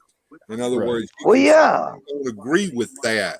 That, in my opinion, is wrong. The problem is you can't just sit there and let them say it unchecked. Now, with the way culture is now, they think that not only do we have to oppose them saying that, but we also have to shut them up so they can't say it. Right. You know, I've always said you can't have light without darkness, because then you don't know what you have when you have. Well, you can't have it both ways. No, you can't. So you know, what we sorely need is what was the word? Civil discourse. That's what we used to call it. Civil discourse. When you'd have a couple people sit down. That's been lost. Yeah. Well, stop and think. That's how we got to the point before all the shenanigan monkeys hit, where we had advanced so far as a people that for years I didn't look at somebody as a color. You treat me right, I treat you right, we're good. Yeah. I don't like can come in any flavor. Well, if we're going to get to that, I want to bring up something that's been on my mind for a long time, and I think about this constantly. All right, so we had a period of unrest here in America in the late 60s called the Civil Rights era. I was there. I heard about it. I watched right it on after TV. Right after that, we had 2 decades, the 70s and the 80s, were the outcome of that. Now, that's the time in which I grew up. That's the time in which Largo grew up. Me and Largo are almost the same age. We're in our early 50s. Well, yeah. Well, you know, you get to the late 70s to early 2000s, and it was reaping the rewards of what had happened in the early through the 60s. Better time. It seemed like everybody was on the same sheet of music as far as that went. There wasn't all this horribleness that we see today. And hatred. It's hatred. These young people think that it was like the 1800s back in the 70s, when it actually was a nice time. It was a very civil time, in my opinion. Well, stop and look at all the videos and movies that came out in the 70s into the late 80s. You know, a good example, Saturday Night Fever. Everybody just went out and partied. They went out, they went dancing, they put on their nines, they got in arguments. I mean, there was gangs, but yeah, well, you know, it was basically. I may be misremembering, or I may be making only remembering the good stuff, but I don't remember. I went to a public school. It was integrated. I did too. And it had been recently integrated right before, you know, I was of age to go to school. And I just don't remember all of this strife. I remember everybody getting. There wasn't. You had pockets of it from now and then, but it was small pockets, And the Klan started losing any power that they thought they had. Starting in the late 60s, they gradually dissipated. Now, Well, I live, and to a remember point that it about was the Klan. Now, I remember a time when the Klan were considered bozos. They had completely turned into a joke. A joke. And now I'm from Mississippi, which is considered to be one of the most racist places on earth by the rest of the nation. When actually it's not. You live here for a little while and you find out. But I remember in Oxford, Mississippi, they would come and they would march every year, and they would come to Clarksdale, Mississippi, and they would start a bunch of crap over there every year about the same time. But here's the point. You look at all the vehicles that they arrived in, and none of them had Mississippi license plates on them. They had Ohio license plates and Indiana license plates, which leads me to believe that they came from out of state to come down here, caused a whole bunch of trouble, and then got back in their cars and went back home again. Yep. Oh, we saw a lot of that up here during the Summer of Love. It was a joke. Yeah, it was a joke. Well, it was just riots, and they were allowed to go out of control because a certain political element wanted that to happen to push their agenda. And Grindhead says, all of my talking of punching aside, if we're to progress as a culture, we have to reclaim the difference between opinions and facts, as well as reclaim the art of debate. And I do agree with that, Jim. I miss being able to, what's the phrase I'm looking for? Constructively have a conversation with somebody without them thinking I'm attacking them or I'm spewing hatred. Well, see, that's where this art of debate has been lost. There is a way to have a discussion with someone with an opposing viewpoint of view where you ask them to tell you what they believe and why they believe it. Then you can understand why they have their belief. Now, you may not agree with that, but at least you can empathize with them a little bit. Now, empathy is different from sympathy. We all know that. You can empathize with them and you can see where they're coming from. It might not necessarily be your belief, but you can at least understand them. And that is something that has been lost today because that's the way the powers that be, whoever they may be, want us to oppose one another. Well, and then you can sit there and understand where they're coming from. They can understand where you're coming from. And constructive conversation can take place on, well, you're right on this point, but you're not quite, you're missing the point on this point.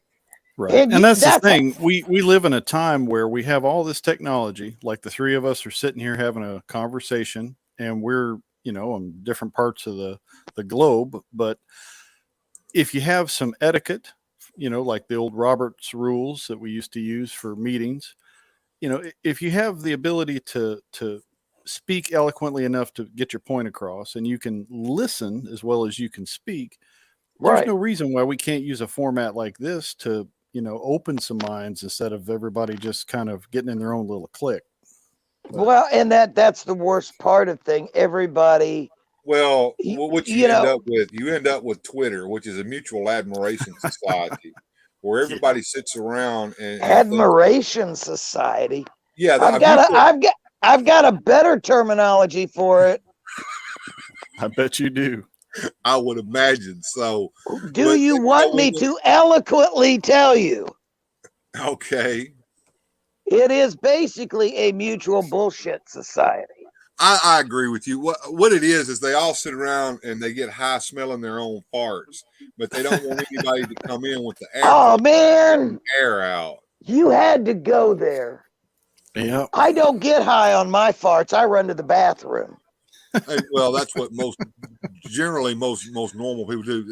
Grindhead Jim says many people across the entire political spectrum seem to lack the conviction to hold their own personal beliefs and are quite happy to parrot something that they've heard.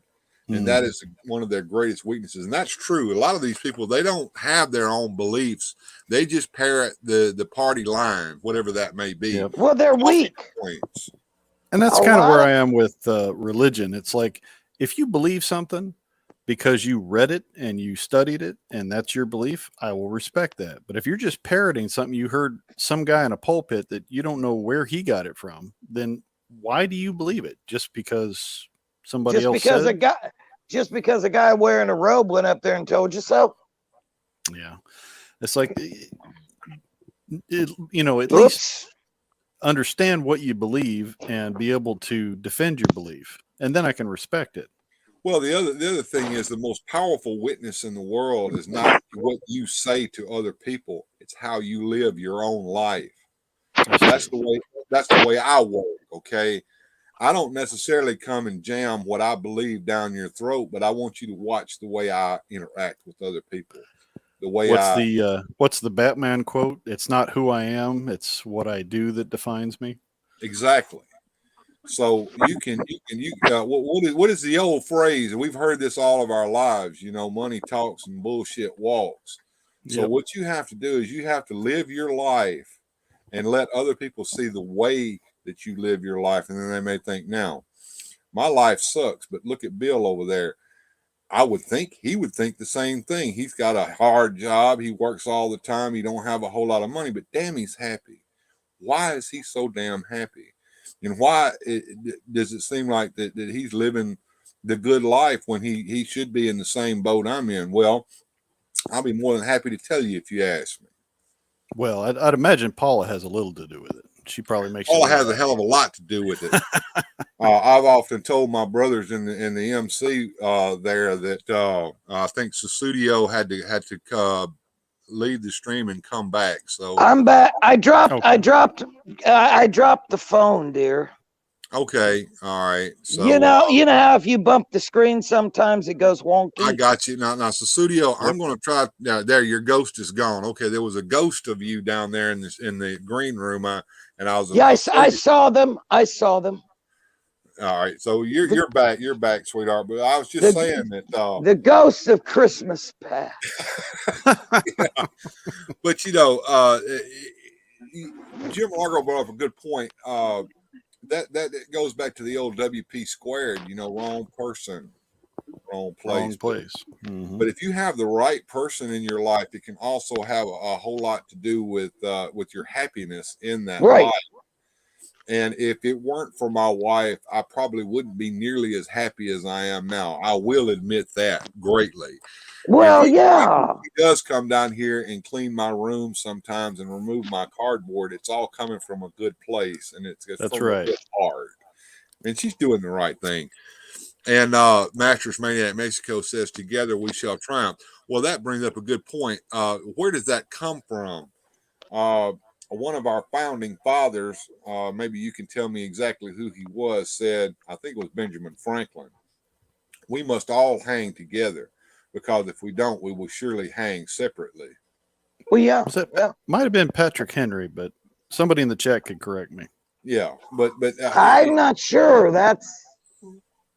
It's been a couple of years since I did any civics or American history. Well, Grindhead Jim says it may be unpopular, but I'm strong in my conviction that the us versus them is a very dangerous thought process. We have to embrace each other and try to garner mutual regard. Well, here's the thing. If people would stop opposing one another and listen to one another, they will find out that the majority of their beliefs are the same as the other person that they think is their enemy. Yeah. Good point. Well, and then the worst part of it is you've got a segment of the population that has been raised on victimhood. Well, that's true too. Well, so a lot of those very same people have been fed this line about this victimhood, and victimhood has been something that has been touted on the TikTok and the Facebook and Twitter as something to gain some kind of social points in life. The bigger victim you are, the more social points that you get, and it's all just ridiculous in my opinion. Well, it's asinine. Let's just call it what it is. That's exactly what it is. You can't, you cannot go on through your life like you're in junior high. And why is everybody picking on me? You can't do that. You're an adult. You're supposed to be. Jim couldn't stand it any longer, and he decided to pop in. So, Susudio meet Grindhead Jim. Grindhead Jim meet Susudio. Hello. Good morning. Yeah, I guess it might be. Yes, it is. We've been on for 2 hours now, believe it or not, folks. Now, Bill, I told you I wasn't pulling an all-nighter. With you there, Grindhead Jim? No, I'm doing all right, sir. How are you doing? I'm doing great. You are one of my helpers here tonight. How have things been going? Are you satisfied with the stream tonight? I am, but I came on when I heard the word bullying. I'm 45 years old. I was bullied as a child. So was my I. My father gave me some really, really valuable advice. And I apologize if this breaks any mores by saying this, but this is exactly what my late father said. Kick their fucking ass. They'll leave you alone. Well, that's true. That's true, Jim. I remember very, very, very distinctly that there was a young man who was bullying my daughter when she was in school. Mm-hmm. He was pulling her hair, kicking the chair off on her before she sat down and crap like that. And she came to me and she asked me, what do I do? Now, I told her, I said, now, look, you have to make this decision for yourself, baby, but I'm going to tell you exactly what to do to make it quit. Okay. I said, now you're going to get in trouble. You're going to go to the principal's office. You're probably going to get a spanking. But all of that's going to be worth it because nobody will ever mess with you again after you do this. I said, your response has to be overwhelming and it has to stop the what happens. So the next time he does that, I want you to hit him with your balled up fist as hard as you can, as many times as you can, until it stops. Exactly. And I went. She beat the ever loving shit out of him. Went to the principal's office. They called us up there and sent her home. And I took her home, and we had ice cream afterwards. We went home and we put a steak over her black eye, and she was happy and guess what? Nobody else fucked with her again after that. They won't. And it's something that I was in detention less than a dozen times as a child, but I would say most of the number of that came from moving around a lot, being a military child. Yeah, because I had to establish, like, don't mess with me, dude. Like, leave me alone.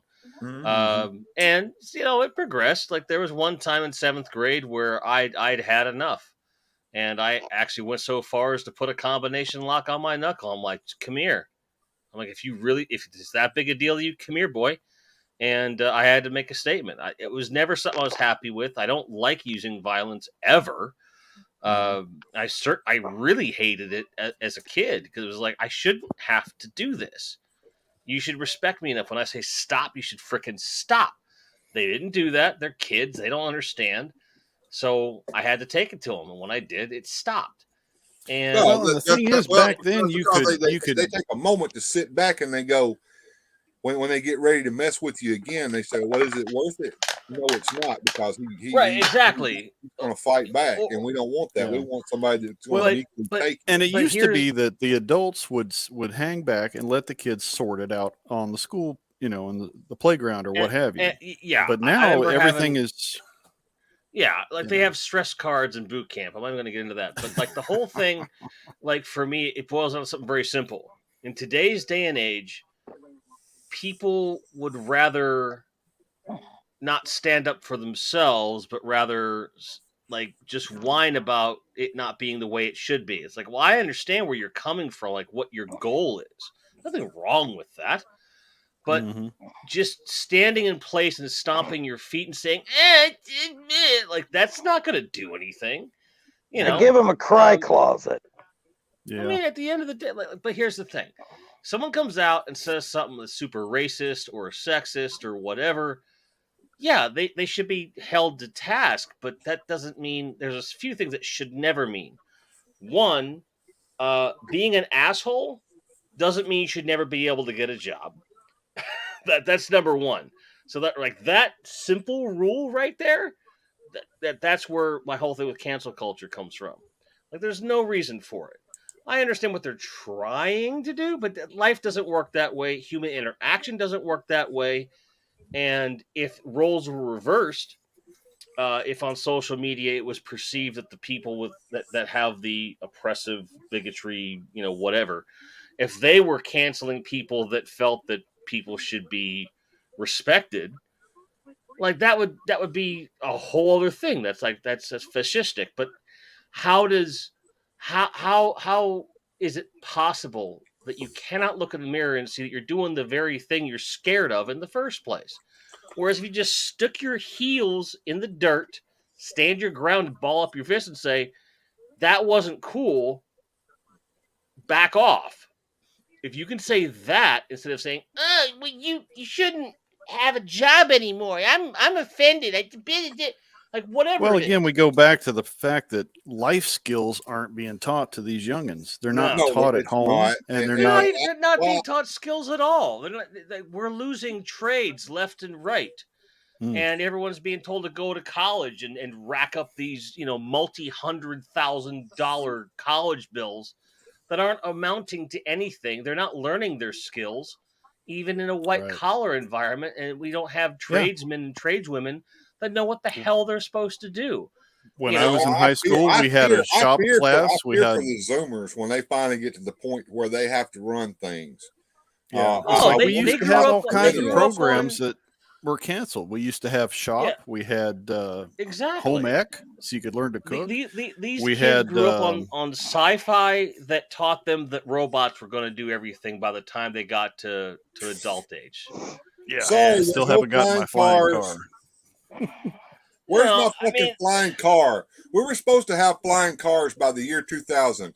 The year in a briefcase. 2000. In a briefcase. Jetsons, motherfucker. The Jetsons.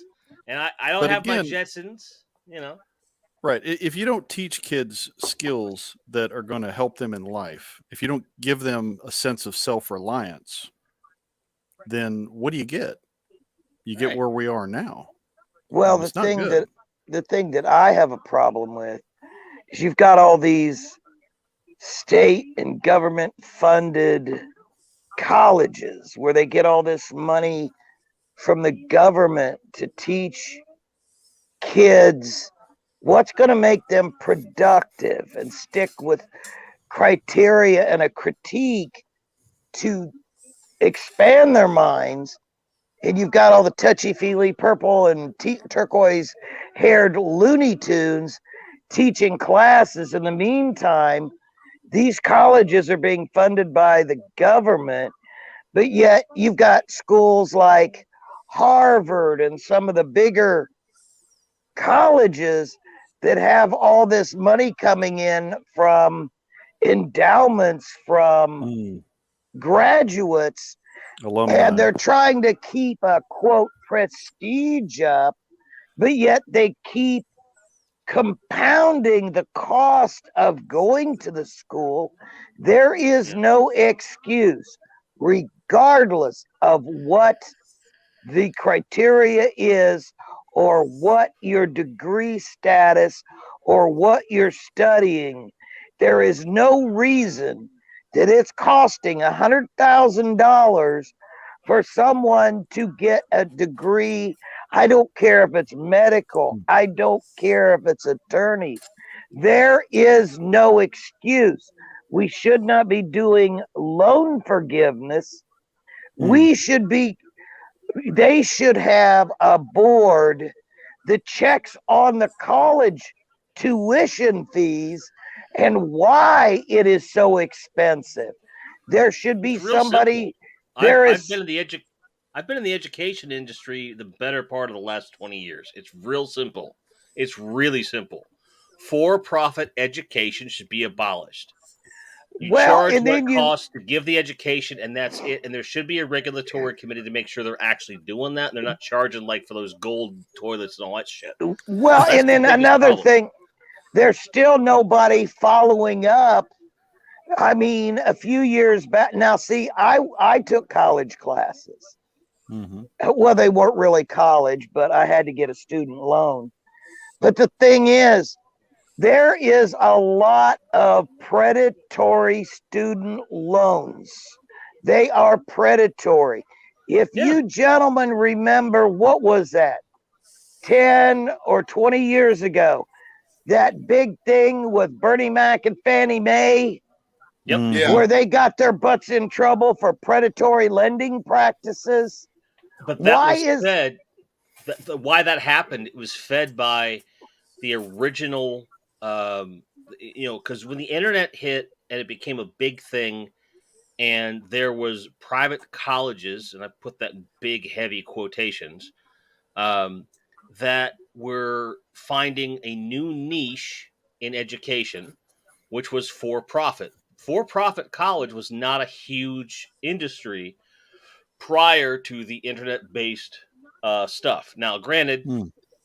The Department of Education and the regulatory committees and all of the accrediting bodies have weeded through the majority of them, and they've got it to a point where the education is sound, but they never actually police the fact that this is for profit and they're making millions and millions of dollars off the backs of people that will be paying it off for the rest of their lives. and the thing is, they shouldn't be, because no, they shouldn't be. What you're talking about is very what the point I was making. You've got all these schools like Harvard and Yale and all the big colleges that get millions of dollars a year from endowments from their graduates. There's no reason the cost of that education is so high, because they're getting all these millions of dollars both from the alumni and from the government. And nobody is policing them. Nobody's policing the loan rates. Stop giving money away. Start policing the universities. The California universities are some of the worst offenders of it. And I'd then, be of curious course, to know what some of these deans and tenured professors are pulling down a year. the thing Entirely too is, much. I don't think they're getting paid as much as we think. I think it just goes funneled back into God knows what kitty for them to build this new building that was paid for by some freaking endowment.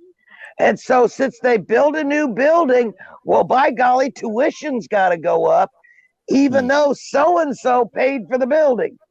And that's the kind of thing I'm talking about when I say for profit. Granted, are you seeing a dean's making, seven figures? No, probably not. But they're certainly making a high six-figure salary. And it doesn't trickle down to the folks actually teaching students. You're right. Our educators across the board, whether it's more so K through 12, but certainly at the college level, aren't being paid what they're worth. And that money is getting pocketed by the institutions in some way. I speak from experience. I've seen the numbers. It's not good. And I think that and again, whether we talk about Harvard or Penn State or UCLA or frickin' State Colleges, Georgia, I don't any of them. I think the precedent was set when the market blew open in the early part of the century. It did start with the online boom, because they're like, well, these guys are making all this money. Why can't we make this money? So that's where the free market can bite you in the ass, because the free market set the possibility for profit, and they turned around and said, well, now we're all going to do that. And then rather than actually watchdogging this to a point where because what happens a lot, the Department of Education at a federal level has been defunded over and over again in the last 30 years, over and over and over. They don't have the bandwidth, they don't have the resources to watchdog and police these different secondary education markets, let alone K through 12, which our public education system is in the shitter, has been as long as I can remember. And I think Bill's pulled up something that kind of speaks to where our education system is now, and just the zeitgeist. Because I've heard of the fourth turning. It's something, it's familiar, but could you elaborate on that, Bill? Yes. I put that up there because it's pertinent to what we're talking about today. We are in a fourth turning right now. I don't think it's over with. I think that the worst is yet to come, as I used to say at the end of Batman. I had that up a minute ago, what each of the turnings are. This is a book. You can get it on Amazon. It's called The Fourth Turning. And here are the turnings right here. And it also shows the turnings from the past, because all of this can be seen over the years. It happened before and it'll happen again. But the first turning is a high. The old prophets die. The nomads enter elderhood. Heroes enter midlife. Artists enter young adulthood, and a new generation of prophets is born. This is a good time. This is the good times of the first turning is after the fourth turning.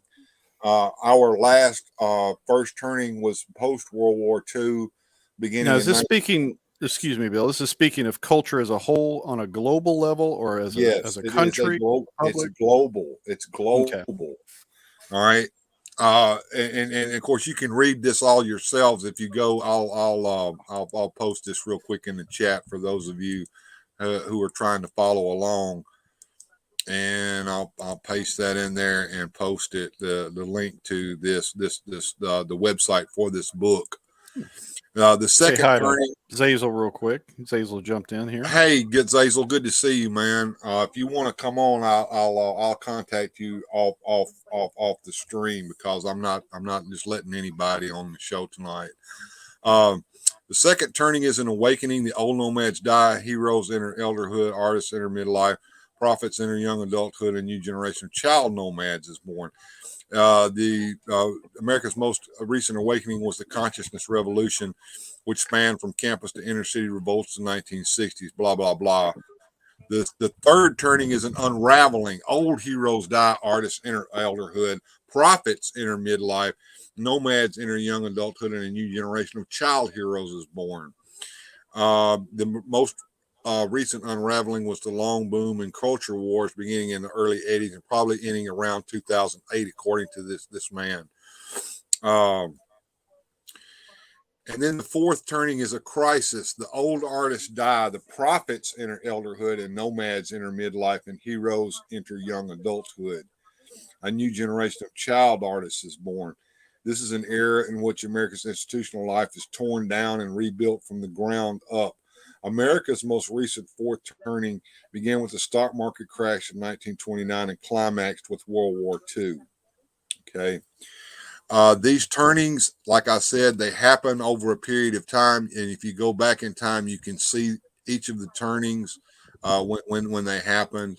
I think that we're in the midst of a fourth turning. Now, the reason I say that is because, as bad as things seem to be right now, what we have is a hope, and that is the hope and the knowledge that the first turning is coming.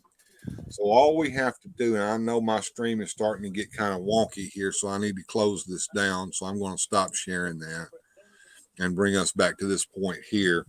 But the hope we have is our next first turning, whenever that may be. But what we have to realize is this fourth turning may get even worse before we get to that point. Now, these cycles, Bill, is there an average time for each turning to go? About 50 years. So it may be a little more, it may be a little less. If you go back and look at that chart, you can see that some of them were more and some of them were less. Mm-hmm. But it's about every 50 years. So I'm curious if our level of technology is speeding up that turning, or if it's making. I'd agree with that. It could be because the studio wanted to make a comment. Let's let her make her comment real quick, and then we'll get to Grindhead Jim. I don't think. I mean, I understand we're in a fourth turning, but I have to disagree a slight amount. I think the fourth turning started, well, I'd say around 208. 2008. I agree with that too. I don't think it's going to last much longer. We had a 4-year reprieve, temporary reprieve until COVID.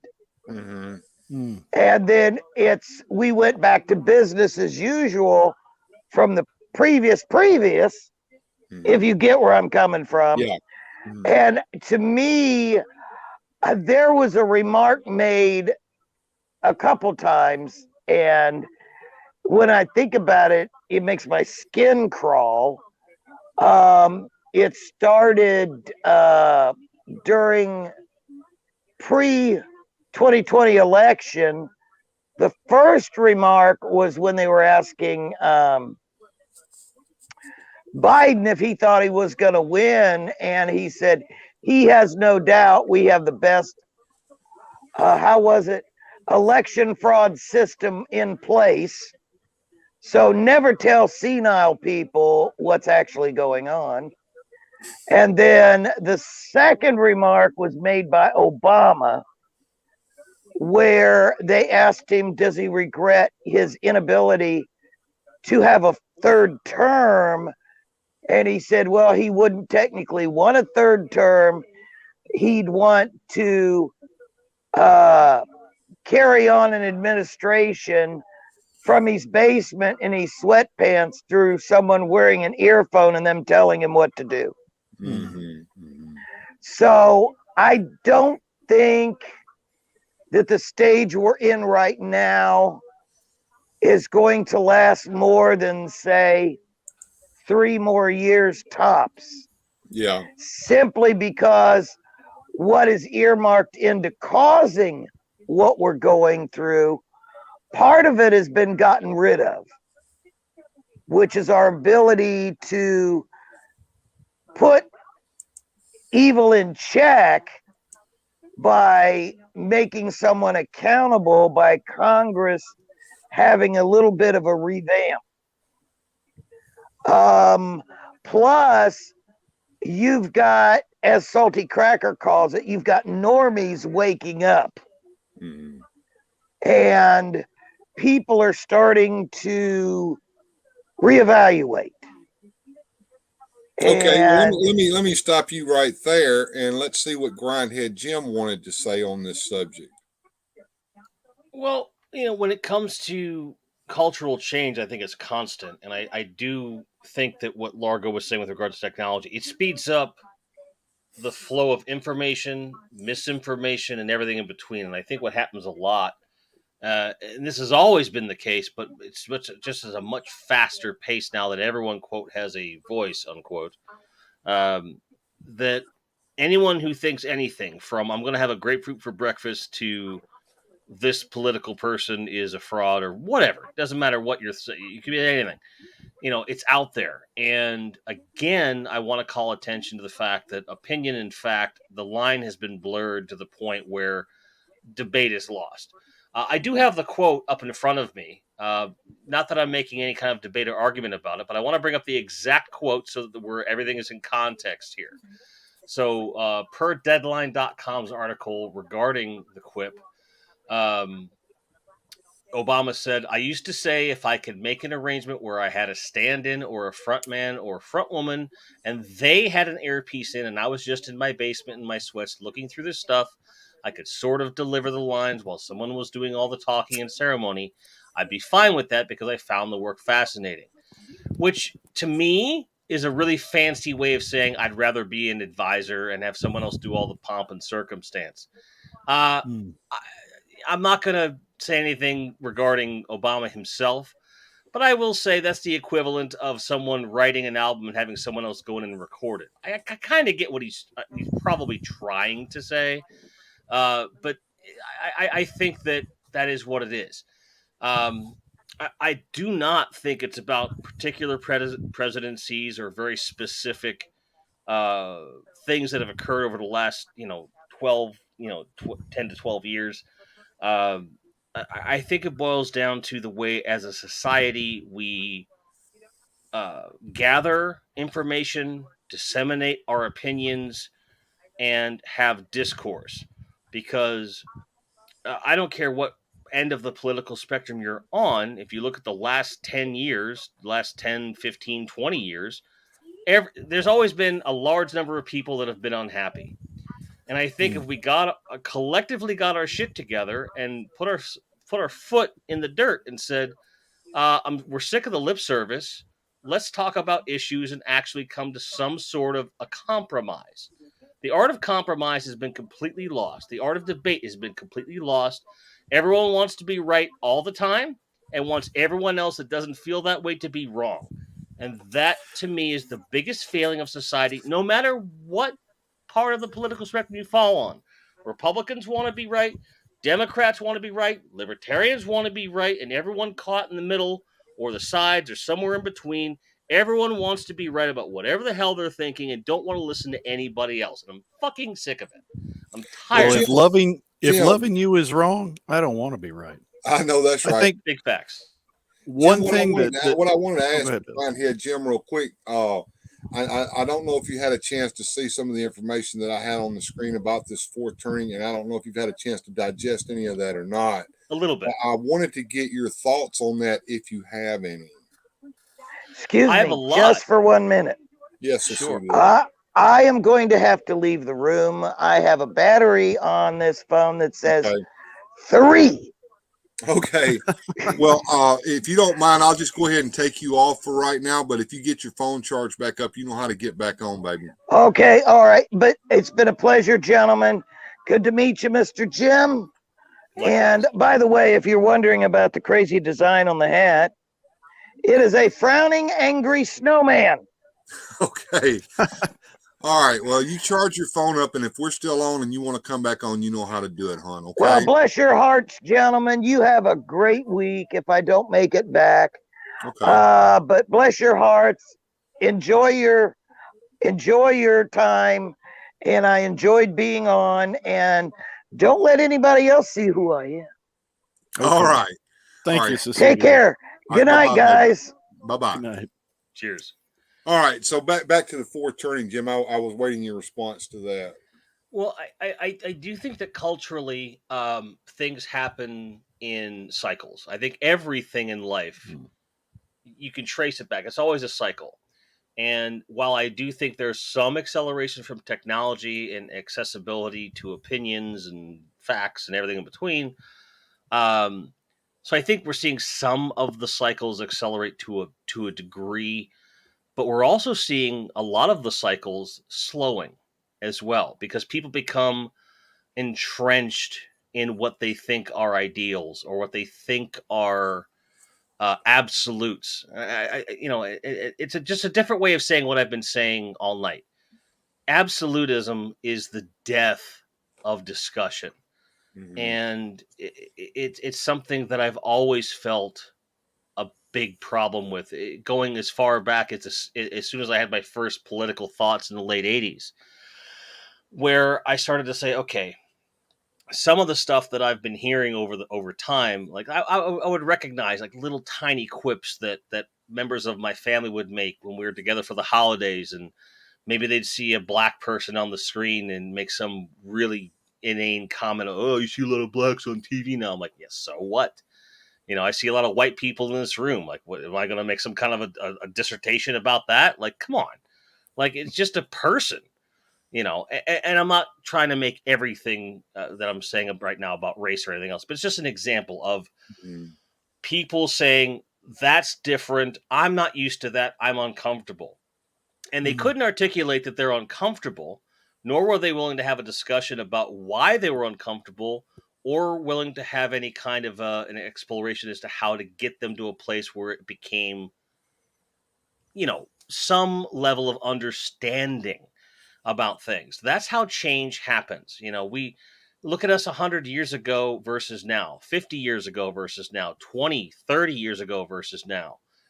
I think that the things that we can all agree on are very different than the things we could agree on in each of those points in time.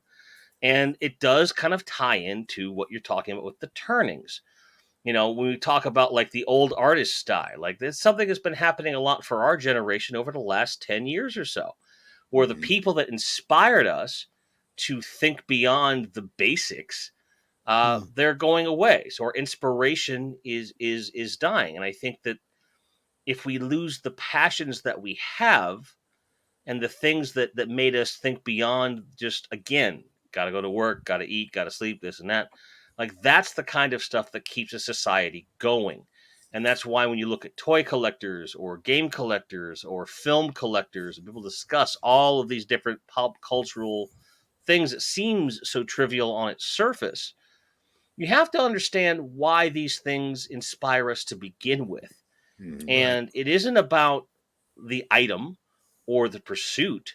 It's about reclaiming a point in your life where things did not have to be as complicated as they seem to be now.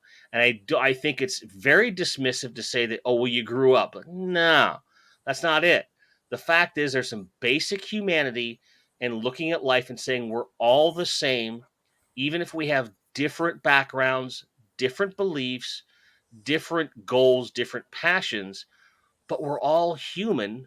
We're all here to achieve as much as we can, to give and receive love, hopefully in equal amounts. And when they're not equal, to say, hey, I'm not getting or giving what I need to change. And if we can agree on that, then everything else becomes much easier.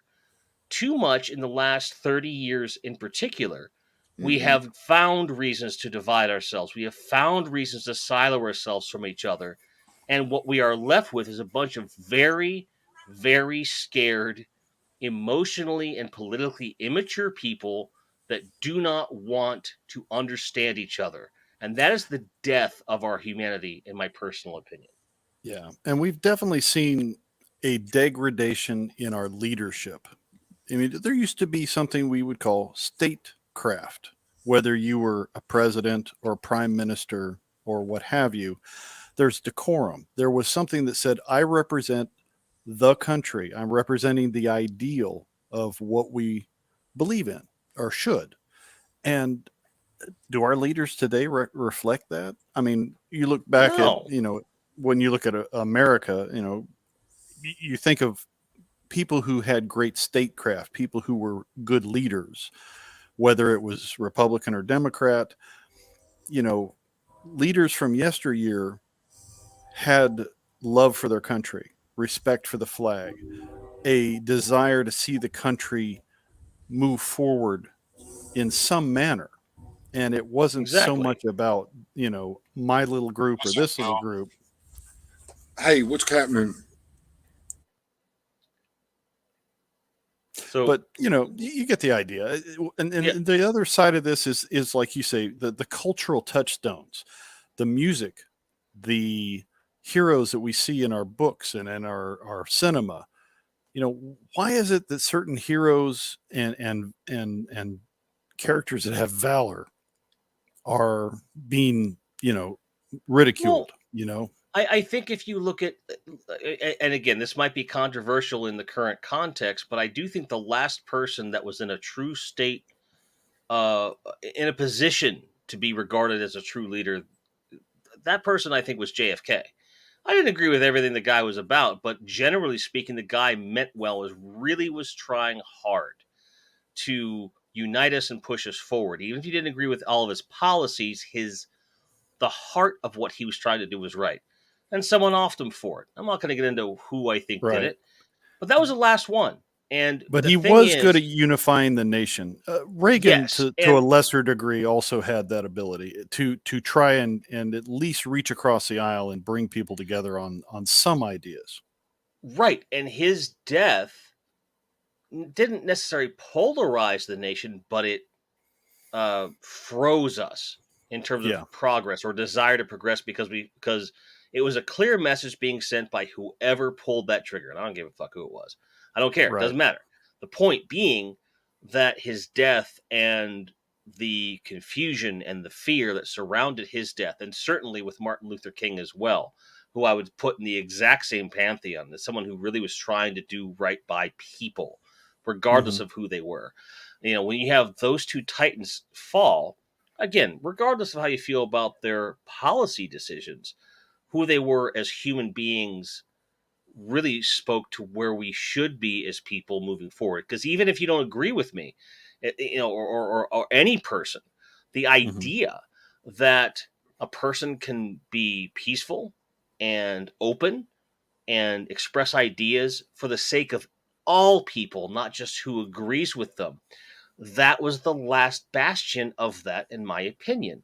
Because you look at the deaths of those two people, and there are others in that group. I just want to stick with those two. Right. The feelings and the confusion surrounding those things stuck with us for decades, to the point where we nearly fixated. And then there was, and then there's other things that happened that, and it's a weird thing to point out in the same context, but look at like the Challenger explosion. We had started to get things back. We're like, okay, we're getting back into space. It was a way of realizing JFK's idea of space exploration and advancing science and advancing, unifying things. And then that happened, and it kind of killed the space program. And, it's, I do think that all of that, which kind of, in a way, falls outside of what the turnings are, it still has relevance to this turning concept, which I think has merit. Good night, Ben. Cheers, brother. Cheers, Ben.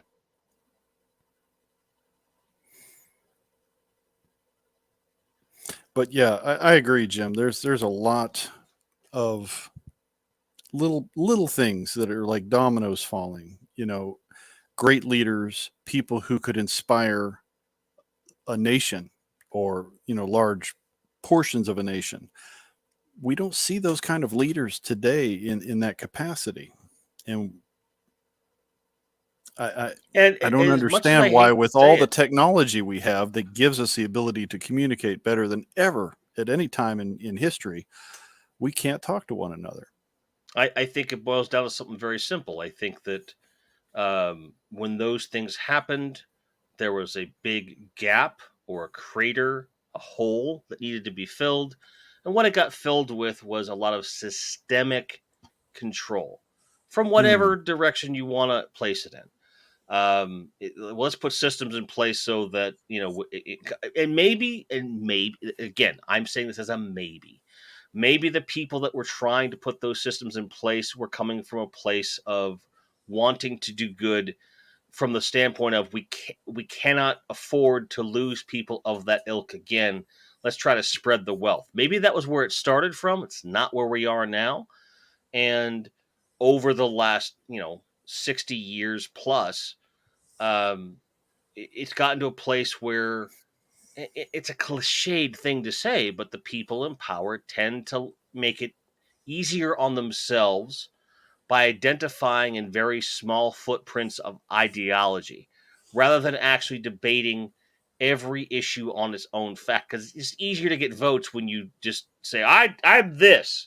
You put yourself into a slot. It's the same thing with whether it's film, or music are two good examples. Artwork is a good example. When something comes along that you see or hear or experience that challenges the boundaries of what like the slots that you've been taught to put things in, genre hopping, whether it's film, art, or music, people tend to rail against that and say that it's not art, or it's not music, or it's not film, because it doesn't stifles fit innovation.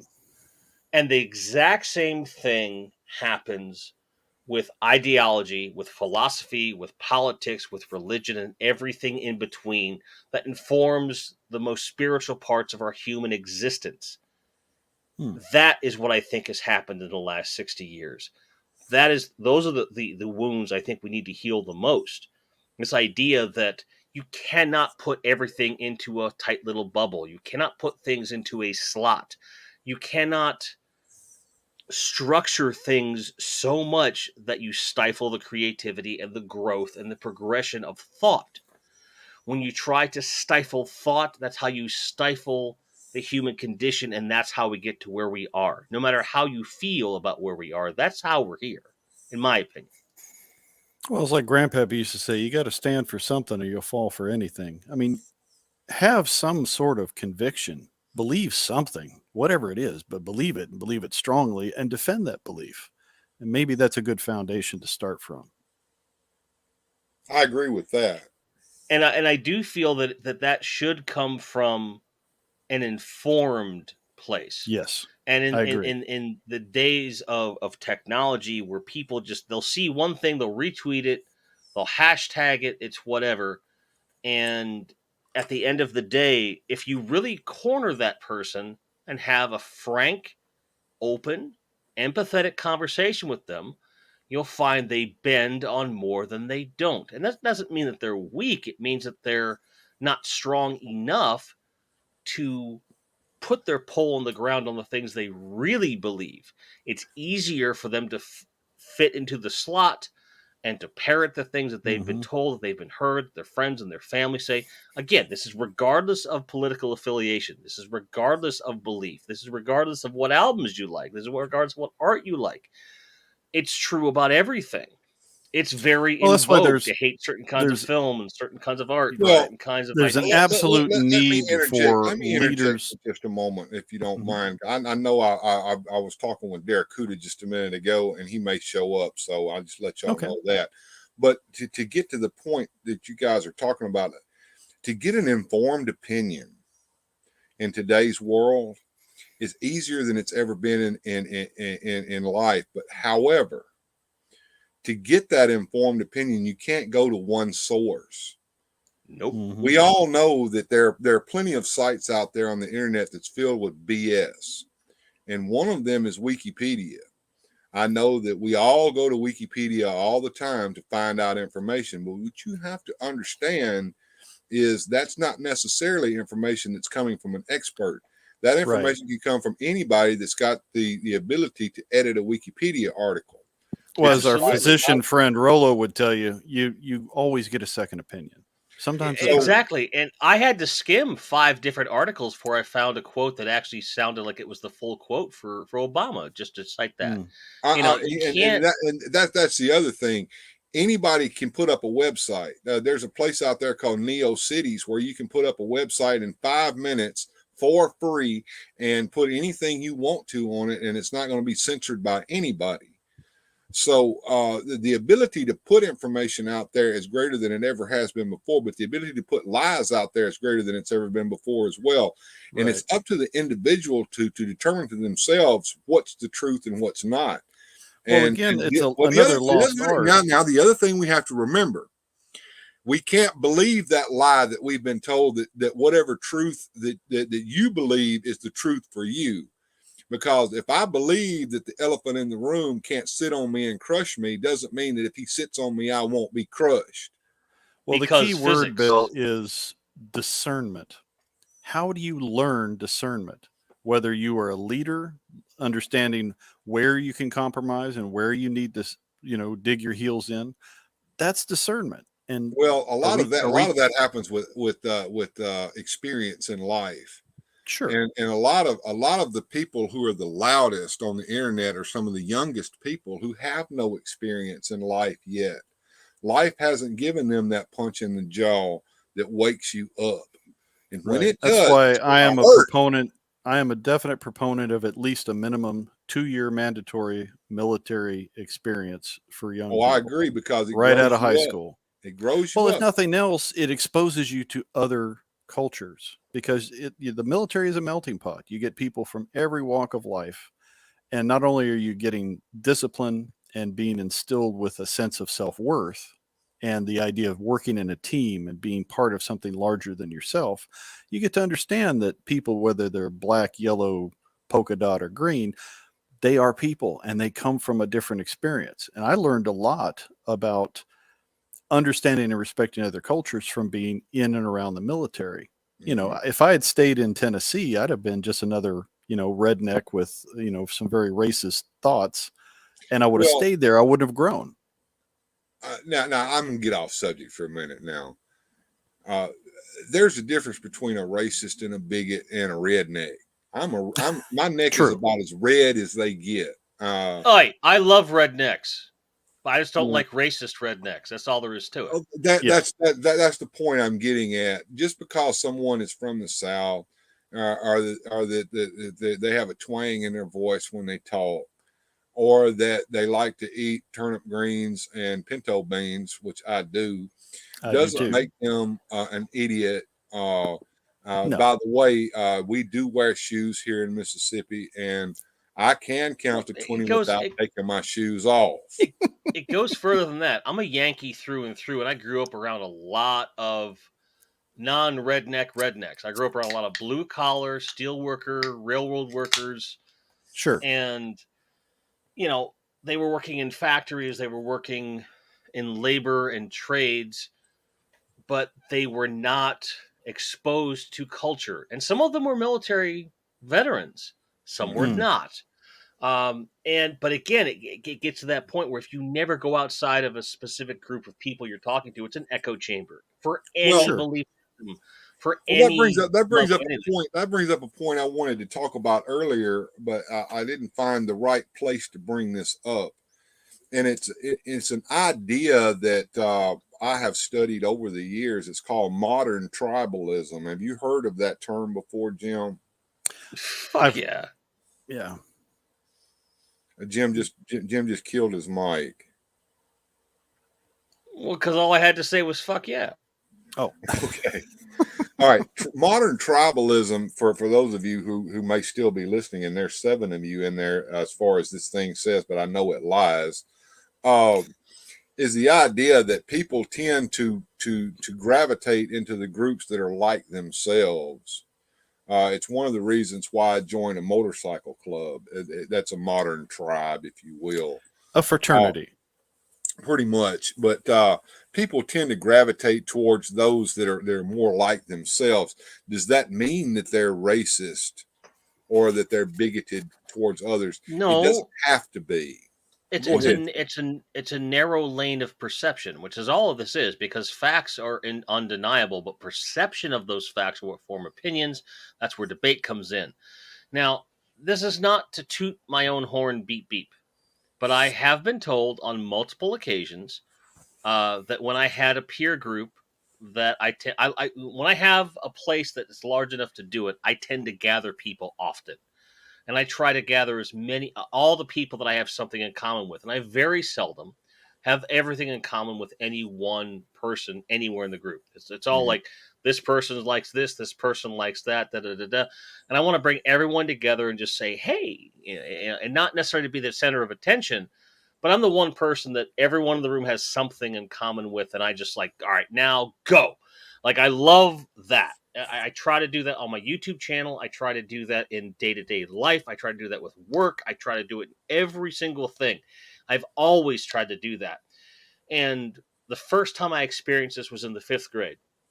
In the elementary school I was in, from 2nd grade through 5th grade, I was in a talented and gifted program that had some really wildly different kids that were all creative thinkers, critical thinkers, really strong, mentally intelligent folks that were we were trying to like instill in us that all of this is good. And it took me a long time. It took me 2.5 years of school to befriend almost all of the people in my class. And then I had this huge birthday party at the end of my 5th grade year. And I was like, look, I was trying to, even in my 5th grade brain, I was like, we all have things in common, even if it's not the exact same things. And then from what little I was kept in touch afterwards, that friend group, when they went to middle school and I moved away, they disintegrated. Some of that comes from natural growth, but some of that comes from they just didn't have a focal point anymore. And I think that all peer groups have something like a gym. I think whether it's a belief system, a cultural identity, or a person, you rally around something that you all can latch onto. And a if that thing you're touchstone or a latching, common thread. if you're Let me not ask you to latching do onto me a something with, favor, Jim, if you yeah, of would. course, I don't know if the ability is there for you to do this, but at the beginning of your live streams, there is a statement that comes across the screen for about the decorum that you expect in the chat. Could you sure. could you read that for my viewers tonight? For those who may be watching who are not aware of that, I love Sure. that, and I want that to be out there.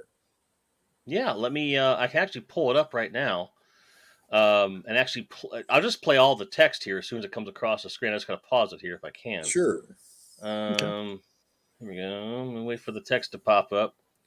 Now, I'm gonna apologize in advance for the dancing lizard. It's not the focal point here, folks. No, but it's part of you, Jim. Right. So here we go. Um, The Grind Fam is a place where you can feel to be you, no matter who you are, where you're from, your heritage, your chosen platform, or who you love. and then it goes on. Dun, dun, dun, dun, dun, dun, dun, dun, dun. Come on, stop dancing. Give me the text. There we go. When we joke together. All is fair game, and nothing is meant to harm. We love you as you are, but we can still have a good time poking fun at the human condition. There's one more stanza, which I don't think is as relevant, but it gives No, it some that's a closure. Twitch thing, but if you have a problem, you can whisper a moderator. Is that the one you're speaking of? Yeah, and then there's one after that. Yeah, and basically, if you're not seeing that, let us know. We'll fix it. And come on, there we go. And remember, life is fleeting and short. We're here to have fun. Sit back, relax, and enjoy the ride. And that I love that. And Jim just killed his can. There he goes. Yeah, that's a wonderful philosophy that you have there on your stream, and I like that. And in all ways, I've attempted to emulate that here on my streams. And I just want you to know that, Jim, and thank you so very much for sharing that with my viewers. No, it's my pleasure, and I appreciate that. That's the point of what I do, because if my stream was the only place that you got that, then I fail. You know, the idea is to inspire people to think beyond just themselves. You know, if there's a place that you can help, even if it's just to let someone know they're not alone, to let someone know that they're valid, to let someone know that we don't have to agree to love each other, and that growth comes from that. So, you know, when we talk about like debating, moderating work good unless you chose me to job fighting with fire. That's right. I'm a moderator in my channel, Rolo. I'm just gonna be honest with you. I love you, but you're best in my particular channel. You're best as a viewer, and I'd like you there. I don't want to put responsibility on you there. I love you, man. Well, But he came in as a sergeant at arms, and I figured that a sergeant at arms without his hammer I is agree with that. not a very good sergeant at arms. So I gave him Nah, the I agree power with that. so that he could lay the hammer down if necessary, and I know he would wield his power with responsibility. And I agree with that. But I will also say that every sergeant at arms deserves a time where he can lay down the sword and just relax and enjoy camaraderie. And that's what I try to That's bring to what true. I'm That's doing. true. But I That will is. say when it comes to cultural growth, even if it's just between two people, it's very similar to how one builds a muscle. You work that muscle over and over and over until it breaks down. A wound appears, you bleed, you tear things apart, and then that muscle learns from the experience. The wound heals. It's a painful process that hurts, but then when it heals, it comes back stronger than ever, and it's ready for the next challenge. I think that's what debate is for me. And I think that so many people, regardless of age, have lost that. And it makes me sick and it's something that when I have the chance, I'm happy to participate in. You know, I've told you many times, Bill, that I try not to jump into your streams as much as I used to, for the simple fact that this is your show; it's not mine.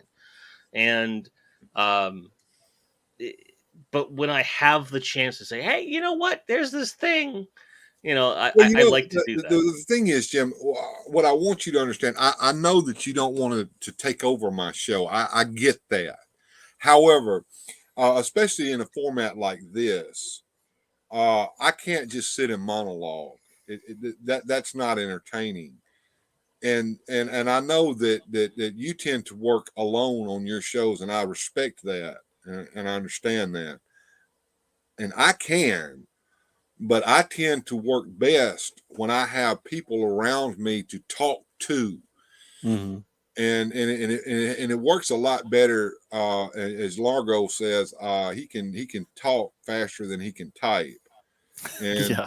yeah. So I don't mind having you on the show, just to chat with, because as Zazel said earlier, he was glad he tuned in at the time he did, because he was listening to a very good conversation about some very deep subjects. And without you coming in to bring your input to it, that might have been lost. So that I don't want you to ever feel that you shouldn't come on my show because you're going to take over my show, or you're going to take away from what I have here. Never, ever feel that way, Jim. Well, I Fair like enough.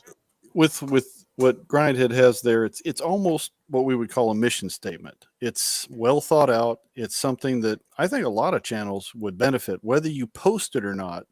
Maybe everybody should sit down and make a mission statement. What am I doing here? Where do I want to go with this? Because then it gives you a foundation to build from, and then you can see, am I off plumb? Am I straight level where I'm headed? Or so I think this might be And something you that should really do, Bill. Well, it's let me bring something. up a point, since you bring that up, Largo. Not too long ago, we all got together and we had a discussion one early morning. Mm-hmm. And a lot of that I took to heart, Jim. I just want you to know that. But I think some of it needs to be brought out today. My channel is Weird Fantastic Toy Adventures, but if you read what it says in my about statement on each one of my pages that are associated with this, it can be about anything that's on my mind. It can be pop culture, but it can be toys, and it can be movies, it can be television, it can be cartoons, but it can also be what's on my mind. Now, I have 3 different live stream shows that I try to do each week now. As we get towards the holidays, that the schedule may slip a little bit, but I have my normal Sunday hangout, which is all about the toys. It's a Mm-hmm. hangout toy chat, a chill time. I have an open mic on Fridays. Basically, what I want is I want people to come on the show on Fridays, and talk about not just toys, but mainly toys, and also what's on their mind to a certain degree. But I have this right here, which is I call it a wind down after AOM, but it's also a chance, because it's late at night here in the United States, where we can get into some deep discussions with some caveats. And one of Mm-hmm. the main caveats is, if I invite you to come on the show to up all night, you have to maintain a certain decorum, which is what I've enforced Yeah. tonight. And I want to thank those of you, and you know who you are, who have helped me maintain that. So thank you. Mm-hmm. Yeah. Because with any kind of format like this, you're going to have certain elements that'll want to come in and just be disruptive or self-aggrandizing, or whatever, and that's And unfortunate. we also know that sometimes alcohol can be involved. And Sure. Susudio's back. Susudio, if you want to come back in, sweetie, we'll be more than happy to put you back in the show. We're kind of just we're at the point in the show where we're getting real meta, but that's just part of how the But progression of stream of consciousness goes. Go ahead, Jim. I would say that that's true of any style of discussion. It's not strictly political or cultural. Um, there are people that are going to come into a toy chat when you're talking about Motu and want to bring up Hasbro or want to bring up, they didn't like this one thing and then they just really beat that into the ground or whatever. And so people sometimes they just want to get their megaphone out and go nuts. They want to blow that air horn, and that's fair. There's nothing wrong with that. But there's a time and a place for everything. Yeah. And Yeah. when you have multiple people involved in a discussion, it should be a discussion. And too often, people that feel they lack a platform, when they're given one, they get the biggest, loudest soapbox they can find. And just, I think that there's a feeling in many people that if I don't say everything that's on my mind right now, no one's ever going to listen. And when I'm done, I'm going to be alone again. And it's a shame, but I think it's a sad Mm. truth. And I feel that in this age of the ability to share information, the ability to share one's thoughts, no one should ever feel alone. And I think that's the biggest part of why I approach things the way that I do, because I don't want anyone to feel alone. I want people to feel like they're heard, and they shouldn't Mm. have to have that air horn or that bullhorn to feel like they're heard. They should just feel comfortable expressing themselves, and I think it's sometimes the hardest thing to facilitate. But if we do that with a mindfulness and an empathy, it will bear more fruit that is succulent and good to eat and grows the soul, rather than a rotten worm filled one that makes everyone go, ugh, really? Come on. Right, but that kind of goes back to Bill's old rules of the difference between ignorance and stupidity and dumb. It's the idea that certain people you can pull them to the side and have a discussion, and they can learn from that, or they can. It's like, all right, you're acting out. Why are you acting out? What's the root? What's going on there? What's that wound that you need addressed? That's not something you can do in a public forum easily. No. Not typically, no. Well, like you said, that there are three types of people in this world, and of course, I use terms. Sure. Ignorance just is a lack of learning, and the ignorance can be taught.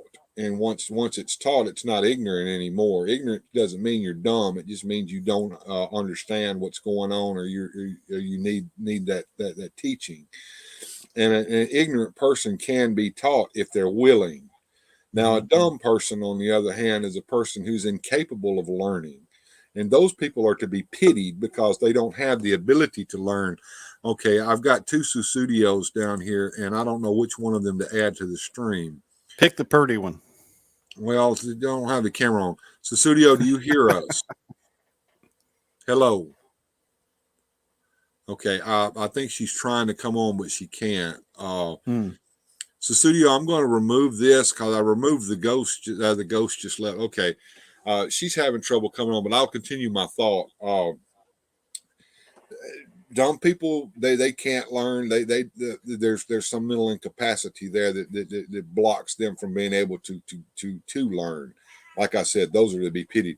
Now, the stupid, on the other hand, are those who are capable of learning but refuse to. There was a saying, and I don't know who said it, but I think it was either Mark Twain or Will Rogers or somebody like that. But they said a man who will not read is no better off than a man who cannot read. And in a society which normalizes things like podcasts and live streams and audiobooks, you got no excuse. True. And I feel that people have an obligation, if they want to learn, to take in things from all kinds of different places. There she comes again. Let's see if this works. Can Fingers you hear crossed. us in the studio? Hello. She's trying, but I don't think she's getting a good connection. I'm going to have to let you go, Susudio. If you try again, I'll let you come on. But until I can hear a voice behind it, I don't think that you're connected. Okay, hon? No offense, but bye-bye. Might just be a bad connection. Yeah. I think she's got a bad connection. I wouldn't mind having her back on, but we're at a point now where we're in a real good conversation, and I want to continue this. What are your thoughts about what we're talking about? We'll start with Grindhead Jim, and then we'll go to Largo. I would say that those three things are definitely something that's pertinent to bear in mind. And I think that there's a lot of self-awareness that is lacking in society. And again, I think this comes from all sides, from all age groups, no matter what platform they're on or platforms that they delve into. And people are not willfully lacking self-awareness. They don't know how to do it. Because they'd rather self-actualize or self-aggrandize. And that, again, doesn't come from a place of evil. It doesn't come from a place of wanting to be obstinate. It just happens naturally because we have bred a society across all generations, all political ideologies, all cultural tastes. I've seen it in every brand of life that I can possibly document in my many years on this earth, that do not like being challenged. Not in the sense of seeing an opposing viewpoint and having to just, to understand it, although that's part of it. People are just so desperate for comfort. They're desperate for justification of their own personal belief system, that anything that even begins to threaten that fills them with fear, fills them with anger and confusion. And again, I'm guilty of it sometimes. Sometimes I get really pissed off about something. And I have to stop myself and go, wait a minute. Why is this person saying what they're saying? You have to have some empathy for it. Like something as simple as like talking about a certain Motu figure that went on sale yesterday. Yeah, I caught that. I listened to that stream finally. That wasn't even a stream. That was an edited video. I know it was a video, but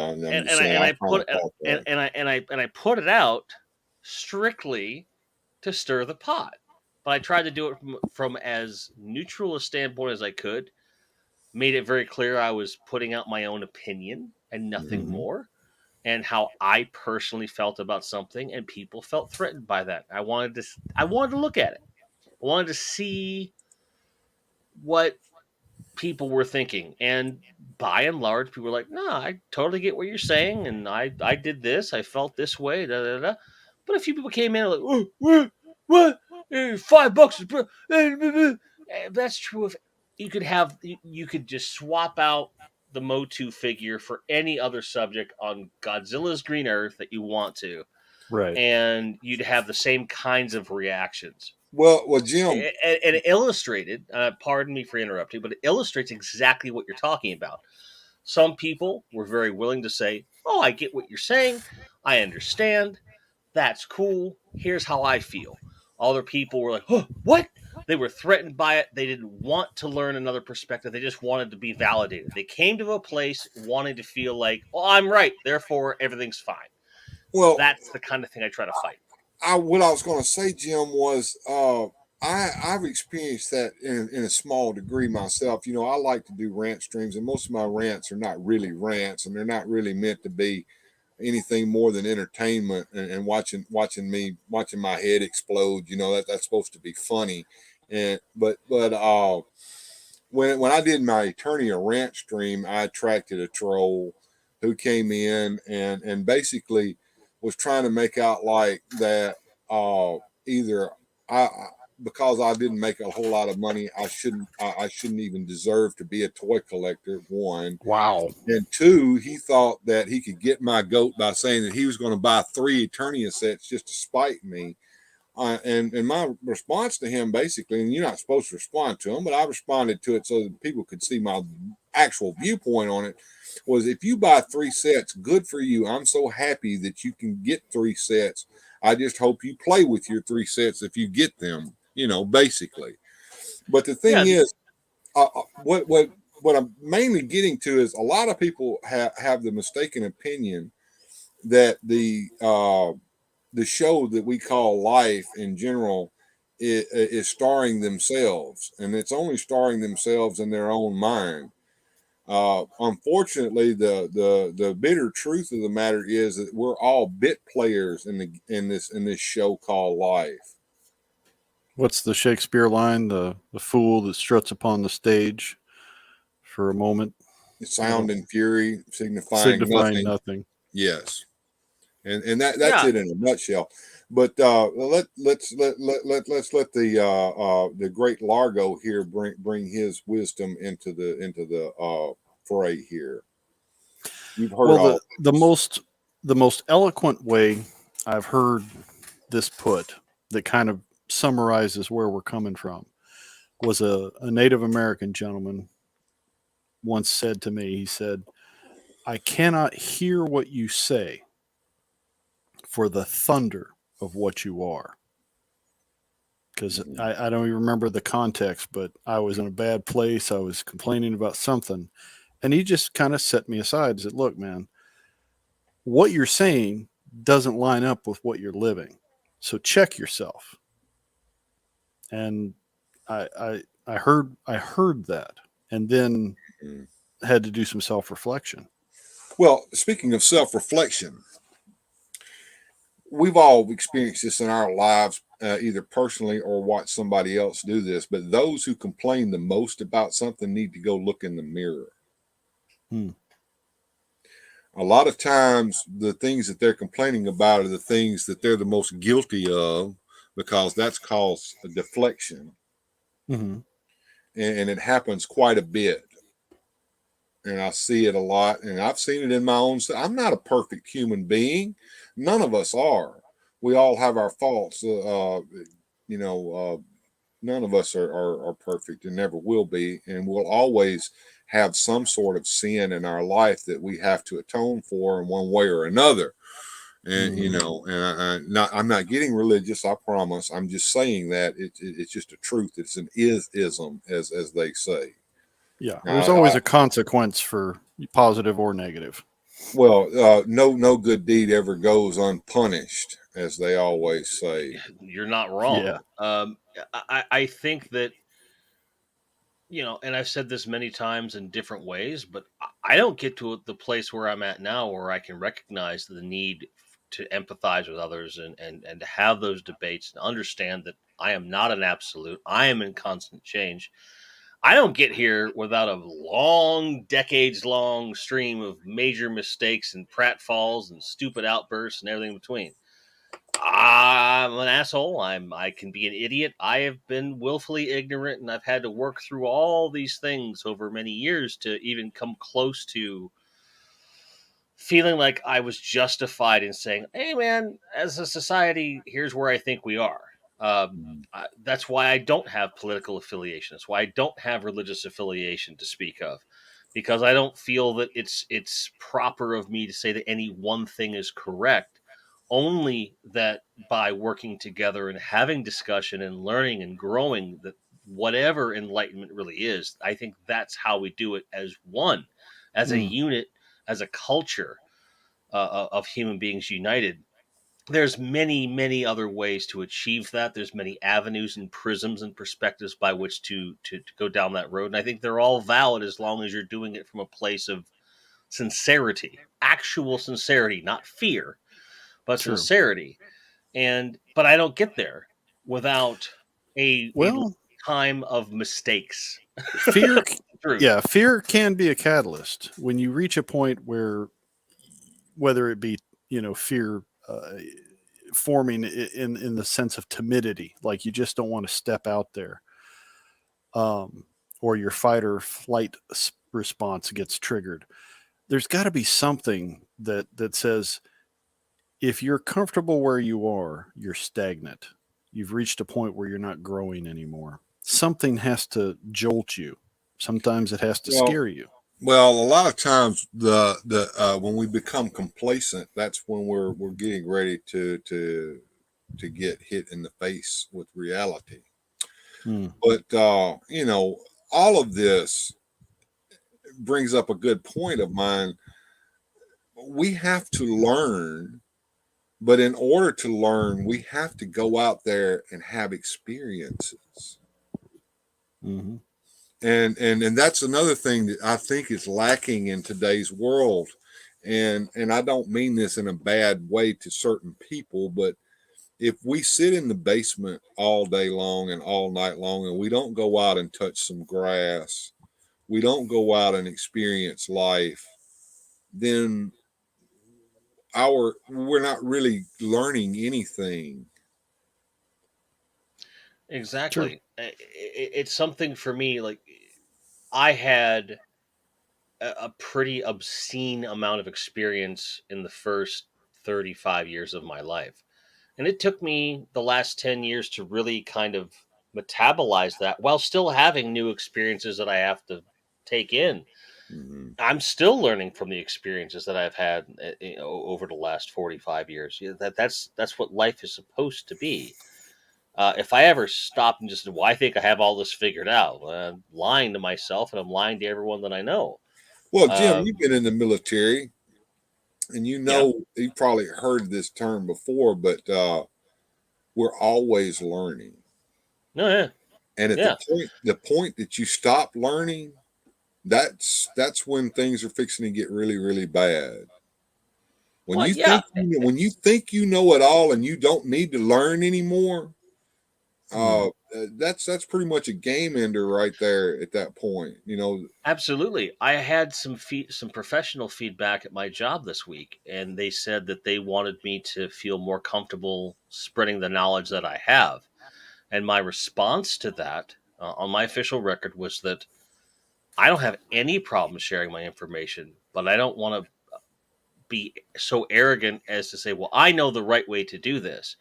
I prefer to sit back and give feedback where it's appropriate and leave the door open. If you have a question, I will answer it, but I'm not going to dictate to anyone else the right way something should be done when I live in an industry where everything is constantly changing. And I'm Mm. always learning new ways to do things. What I'm doing now, my new role as an instructional designer, they gave me licenses for video editing software and capture software. On its head, I know that stuff very well in concept. And I was like, initially going like, okay, is this going to be any better than what I'm already using? Then we went through the seminar on what that stuff does, and guess what? It's really powerful software that has some really cool things that totally opened my mind to different ways of achieving the same results. Things that would take me an hour or more to do between OBS capture and these other editing techniques that I've learned, these shortcuts, these punk rock ways of doing things, I Mm-hmm. can now do in one smooth suite in a third of the time Mm-hmm. and But get the a key there, better Jim, product is out of it. you said the magic word. You have an open mind. As a trainer, how do you deal with people who are coming in with a closed mind? I've been doing it this way for, so many years. I don't want to learn a new way. And you have to overcome that somehow. I think for me, the easiest way or the least uh, difficult way to deal with someone that comes in like that, say, look, I understand you may not want to be here.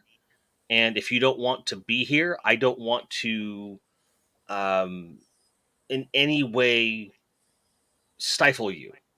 But however, the fact remains is that your institution wants to move forward in this direction, and I want to make that process as painless as I possibly can. And I'll pause here, Studio. Yep. It was Good great to night. meet you as well. Absolute pleasure.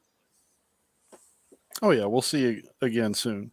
It's Thank always you, a treat. studio, and you're always welcome on the show, sweetie. And what I try to tell those people also is that I respect your experience, I respect your perspective, and if along the way something that we're doing I mean, I hope to impart some knowledge to you, but I expect the same in return.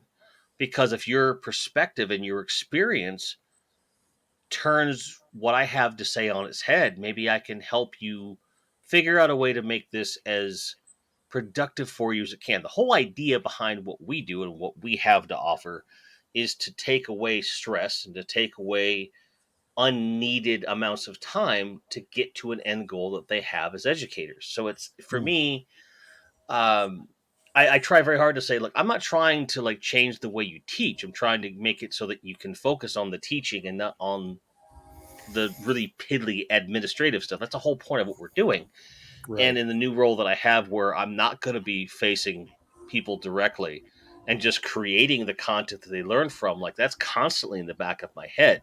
How can I present this material in a way that is non-biased? And not just non-biased in who the audience might be, but also non-biased in just assuming that they're going to accept this as the way to do things. How can we bring them in with empathy, bring them in with understanding? I know you don't necessarily want to learn this, but we're here. Let's try to make this happen so that when you come out the other side, maybe you'll feel better about it. That's the best that I can do. Sure. But there's always going to be people, even in as open and empathetic and as soft an approach as one can have, that just aren't going to want to do that. You can't force people to Right. learn, even when you're giving them the what I hope is the best possible environment to foster that. You can't force people, which sucks Well, when we're in a time in society where we probably need. What Grindhead Jim has encountered is maybe someone who refuses to learn. We know that there's only one solution to this stupid, and the stupid can only be beaten. Right. And in some context, you just have to let it go. It's like your company spent good money for you to be trained, and if you want to squander it, that's on you. I get paid either way. Good night. Yeah, and Good those. night. It was good Yeah, to have you here, Eldar. Join the stream anytime and just come in and have fun with us. We're glad that you were here. Good journey to you too, sir. much appreciated. And yeah, don't get me wrong. When I've had to face clients and have I'm very quick to, after repeated attempts to show empathy, when if they're pushing against for the sake of pushing against, like I'll smack them down professionally and be like, okay, cool. And then when they email me, inevitably with a bunch of questions I've already answered, I just link them to the videos we've recorded and link them to the help articles and go forth and have fun. You had your opportunity. Well, I've experienced similar to this in my profession, which is to me, I'm relatively new to what I'm doing. I was not a factory worker 3 years ago, and I've only been a factory worker now for about a year and a few months. But I've always been the type of person that when I approach a job, I want to do the best I possibly can at it, which generally means that I progress to a certain point uh, where I end up being in a leadership position. And I'm not trying to toot my own horn, but it's just one of those isms, as I said before. If you try hard enough to do what your job is and do that job at your best level, you're going to progress to this point. And of course, I'm old enough now to where when I do that with my gusto. Now, what does this mean? I've had two different guys who I've had to work with as the guy who works behind me on the next shift. The first one, I'll be more than happy to tell anybody who would listen, is a piece of shit. And how do I know that? Because no matter how much I try to show him how to operate that machine, and there's a difference between making parts and operating the dang machine, he would not learn. He continued to do the same things over and over again. He tore the machine up on multiple occasions because he did not want to learn. So we got rid of him. He's not fired or anything. He's just doing a totally different job somewhere else, maybe more suited to what he wants to do. And We we used to brought say another that you in. are promoted to your highest level of incompetence. So I'm sure Yeah, they found a that's spot for that's him. a Peter principle, if I'm not mistaken. Yeah. But anyway, yes, he moved on, and we brought a new individual in who is more in tune with my philosophy of life, and he's done so much better because he wants to learn. He wants to learn to operate the machine. He wants to produce good parts. So that's, like I said, stupid can only be beaten, and you beat stupidity by either beating it physically or getting rid of it in some way or another. And I don't mean unaliving someone. I just mean getting them out of your life. Yeah, just before I joined the Marine Corps, I did a lot of factory work, a lot of manufacturing stuff, mostly in plastic plants. I think I've told you this story before. But I remember getting pulled aside after I'd pulled maybe a total of 6 or 7 shifts, about a week of work. And someone pulled me aside and they said, "You're way too smart to be here." I says, "That's bullshit." I said, "I'm smart enough to be here because I need to work and get paid. And I need to do something. And I'm learning a trade. I'm learning things about how things work. And I'm seeing things about manufacturing that I never understood before. And I'm learning shipping. And it gives me perspective on how things work. Yeah, what I'm essentially doing is pulling plastic off of a line and cutting off excess and putting things in a pile. But I'm seeing beyond that. And this is valuable life experience and I'm getting money. The alternative is for me to be on a street corner somewhere freezing to death. So I think I'm smart enough to be here. Am I capable of more? Absolutely. But right now, with my station and things that are in my life, this is where I need to be to survive. I appreciate and acknowledge that you see me as someone who probably shouldn't do factory work for the rest of my life. But at the same time, like, life brought me here. My decisions brought me to a place where this is the option that I have.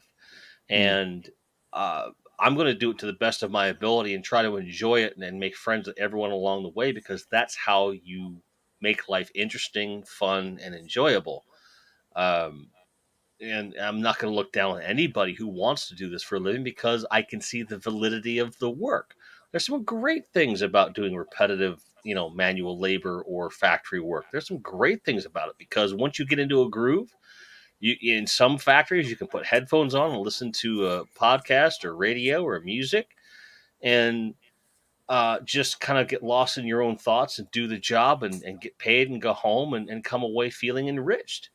Uh, and those that can't get to that place, you know, it has to be done. These things have to be done, and if they need to be done, and I need a place to work, I'm totally okay with it. It drives me nuts when people refuse to apply for jobs they think are like beneath them. If I were in a place where I needed to do something different, like, I'm going to do it because I got to pay the bill. Like, you don't get to be my weight without knowing how to make the money to get some food in your belly. Okay, I you don't just know if Rolo's being sincere or if he's just throwing double entendres at us, but no, I think that he's very sincere. We've okay. had some pretty good conversations about that recently, and what he's saying is that I can be an asshole and I can be nice, and I combine those together in ways that get things done.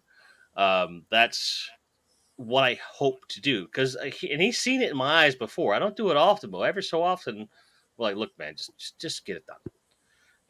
And other times I'm like, "Okay, we need to get this done, but let's try it this way."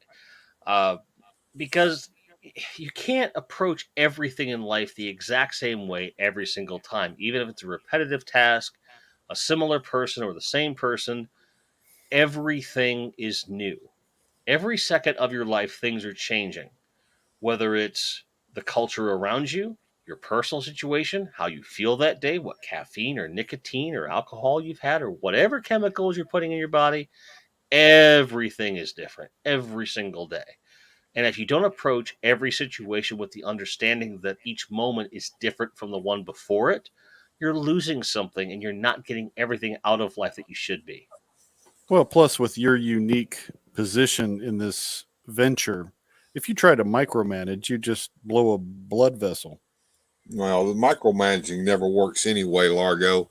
But I want to bring up a point that it's taken me a number of years to understand. And this particular job that I'm in has really, really honed it in very greatly. And that is uh, in any job that you have, we are our own client. And what does that mean? Okay, in my job, and I may interject if you need to, Jim, if I'm saying something that's going over somebody's head, because I'm talking about particular my job. When we make our parts, they go through several stages. We call them operations. Okay, and it starts with a base, which is basically a bar of steel that has been turned into just a base. Okay, that base has to have in operation 10, they drill the cross drill hole into the side of that part. When that happens, a burr is formed around the edges. So the operator who is doing operation 10 has to take a deburring knife, and he has to pull those burrs off of each one of those parts after it comes out of the machine before he puts it in the bucket. Right. Okay? That's the same stuff we dealt with in plastic manufacture. It's exactly the same. What happens when that person has decided this is stupid? I don't understand why I'm doing this. I'm gonna either not deburr them, or I'm gonna pretend to deburr them, or I'm not gonna do a very good job of deburring them because I'm gonna go quick as I can to try to pull out as much shit as I can and make my numbers look good. Well, so when it gets to the next station, what happens is it goes over there to the pressers who press the insert into what goes into that op-10 hole, and that's in there's a little, it looks like a washer. It's made of copper that goes in there, and then the whole thing after it's pressed goes over to the brazing machine, which is a giant oven, and it's got a conveyor belt going through there with these parts on it. It heats up that piece of copper and melts it across there to form an airtight or watertight seal on that. Okay, now that airtight, watertight seal is across that nasty ass burr on the side. All right, and it's no longer the type of steel that it needs to be. Each now little thing along the way. It comes to me when, and I do operation 40, where I put the main porthole in there that goes down through that cross drill in there, so that now you have a hole coming all the way down the base, and then you have this port coming out the side, so it meets that hole, that cross hole. There's another burr that happens when that happens, so that I have to put that into a drill press and get that burr out of there. Well, I have a chuck that goes in. All right. When I put it in that chuck and it won't go in that chuck, that means either one of two things have happened. One, it's off center. If it's off center, it's scrap. It goes in the scrap heap. Two, that giant burr on the side is causing it not to go in the damn hole. So now I have to grab a hand file, a little small hand file, and file that burr off of there so that I can get it to go in my drill press and get that other burr off of there. So that makes my process go longer than it should, which means that now I'm behind because I had to sit there and do that. Okay. And what people that aren't contributing, and this doesn't just apply to factory work, it applies to any discussion. And the fact is, if you're not willing to put in everything into everything you do, you're affecting someone along the way. And when we're talking about manufacturing, you're talking about man hours. And they may think that saving 6 seconds per part makes them look great, but it adds 6 minutes to the process for each piece, which affects everybody, which could eventually lead to contracts being lost, numbers not being met, and then now you're getting laid off, you don't have a job. And I think that people don't understand that whether it's manufacturing or discussion, cultural change, making a goddamn breakfast sandwich, doesn't matter. If you don't put the effort in, you're going to put the effort in later in greater numbers, or someone else is going to have to do it. and it's going to come back down and affect you in a negative way. That's just how life and processes tend to work. And too often, people generally, they just want to get through it as quickly as they can and then wonder why they're constantly doing things over and over again. And they're wallowing and they're miserable. And it's like, dude, if you just put an extra 10% in, everything's going to be smooth sailing as shit. You're going to be fine, dude. You're going to be fine. Like, whatever it is. And in jobs like mine, which are largely autonomous, you have to have a system and you have to be consistent. Otherwise, you're going to have a pile of work on a particular day and really have to figure things out. You know, it's a learning process, whether I'm talking about managing customer issues with Resurrection Toys, or I'm dealing with client issues with my day job, or just getting topics in line for my Monday live streams, or whatever. Something as simple as we had a Patreon hangout tonight. And it struck me as like, dude, I used to schedule these like days in advance, but I had been for a few months. All right, 2 hours. We're going to meet an hour now. And, you know, they all tend to work pretty well, but I like it better when I've set the expectation well in advance. I have my ducks in a row and I know what I'm going to do. I have the expectation of how it's going to go. And I can just sit back and relax and wait for the event to occur. It's about being proactive rather than reactionary. And you can apply this to any aspect of life that you see fit. It can apply to friendships, relationships, parenting, your job, how you cook dinner, like anything. And if you are proactive in your approach to life, rather than waiting for the bad shit to happen and then reacting to it, you'll be a lot happier. You'll be a lot, you'll feel more in control, even though you're not really. You're just removing as much chaos as you possibly can. That's just the way it goes, from my perspective. Well, that brings up a good point that I would like just to reiterate to those who may be watching who are of the younger generation. How did Grindhead Jim come to these conclusions? How did I find out the things that I know? How did Largo come to find out the things he knows? It's because of our experience in life. We made the mistakes. It has occurred over a number of years. I can remember being a small child, or a young man, or even a young adult, thinking, okay, I know it all, and this old fart over here keeps telling me all this bullshit, and it's all bullshit. And then a few years or many years later, you come back and you say, that old son of a bitch wasn't as stupid as I thought he was. He kind of had a point. How do you come to that point? Well, unfortunately, you have to get those years under your belt. And unfortunately, also, that means that you have to live a portion of your life in ignorance. Although I do think, Bill, that the School of Hard Knocks definitely is the best educator for many of us. Well, I think that today's youth are us when we were younger in a certain degree. Hear me out. They haven't experienced life yet. They are at the point where they think that we're talking bullshit. We're just a bunch of old fuddy-duddies who are ignorant and dumb and set in our ways. It brings me back to a great quote by a great man named Winston Churchill, who said, if a man of 18 is not a liberal, then he has no heart. If by 30 he's not a conservative, he has no brain. And that's he wasn't talking about liberal and conservatism as we talk about today. He was talking about values. Sure. I think where we do a disservice to our youth today is we're not teaching cognitive skills.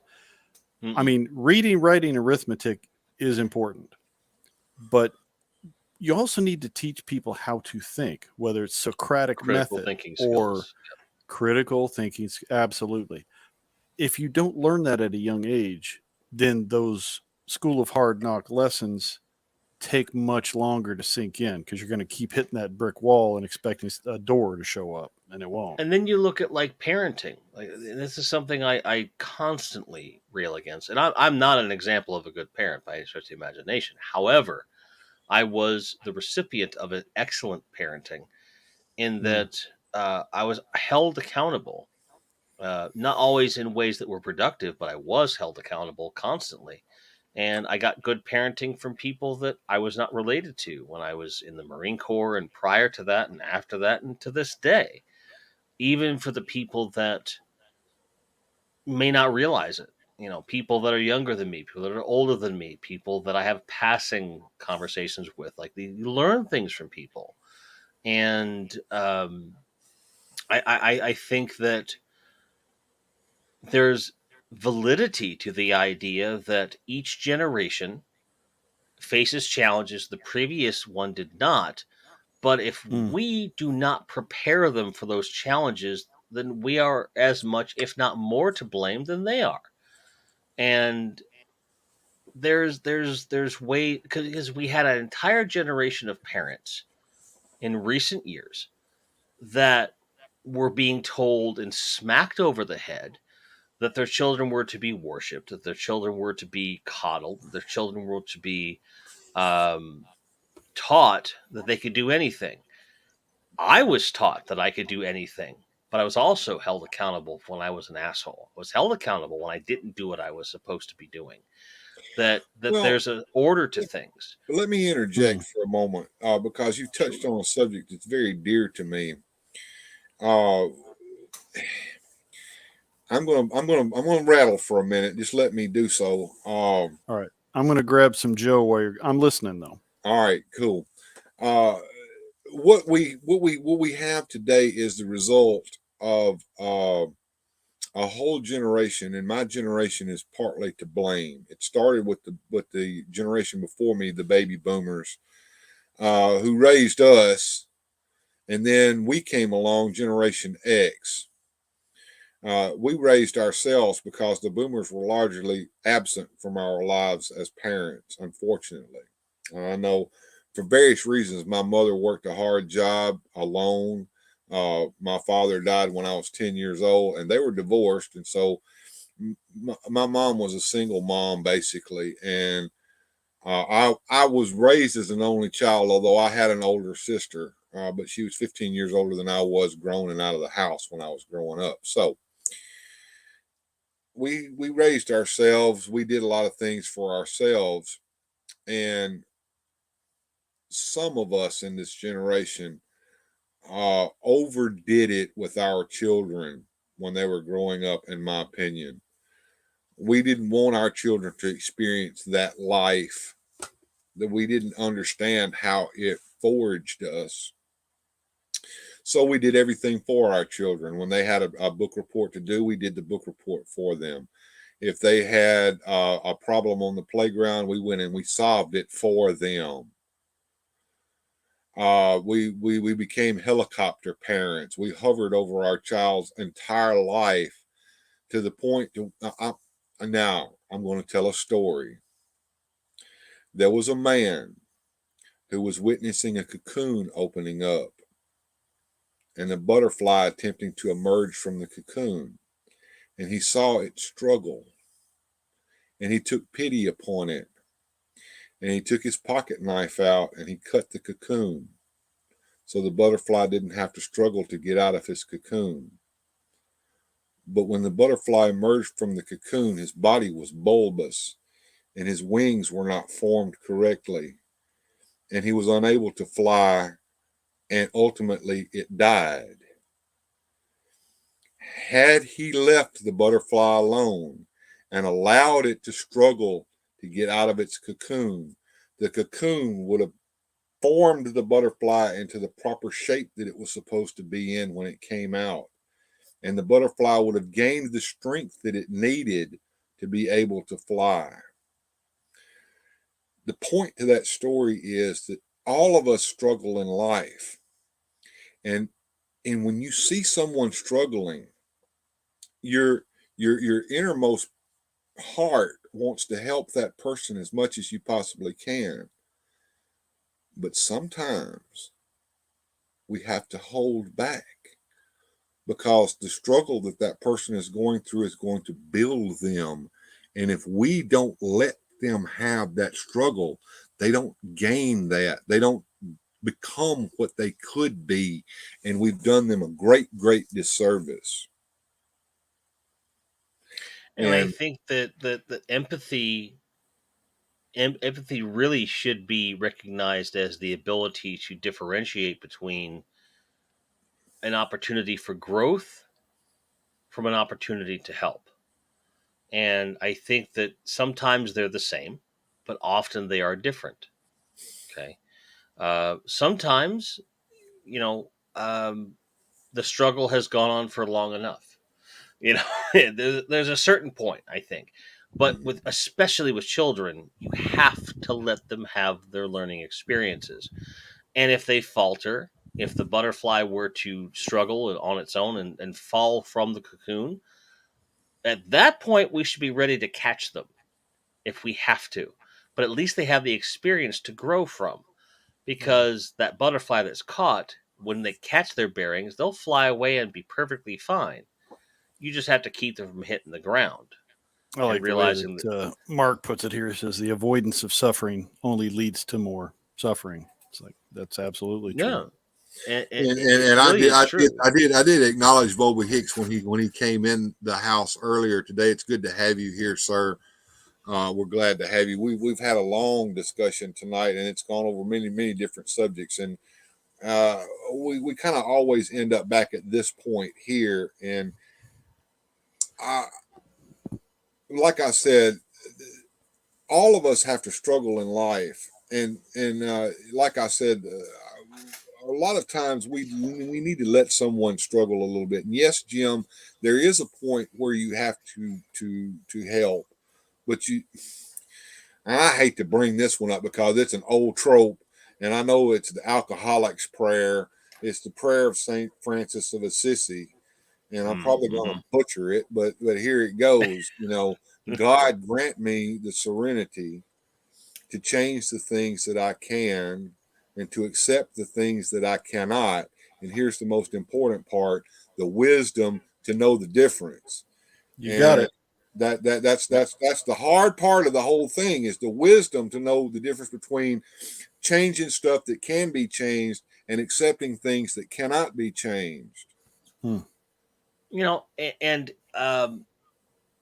not to bring too personal a point to this, but I cannot help but point to everything we've gone through in the last 5 months with Rollo.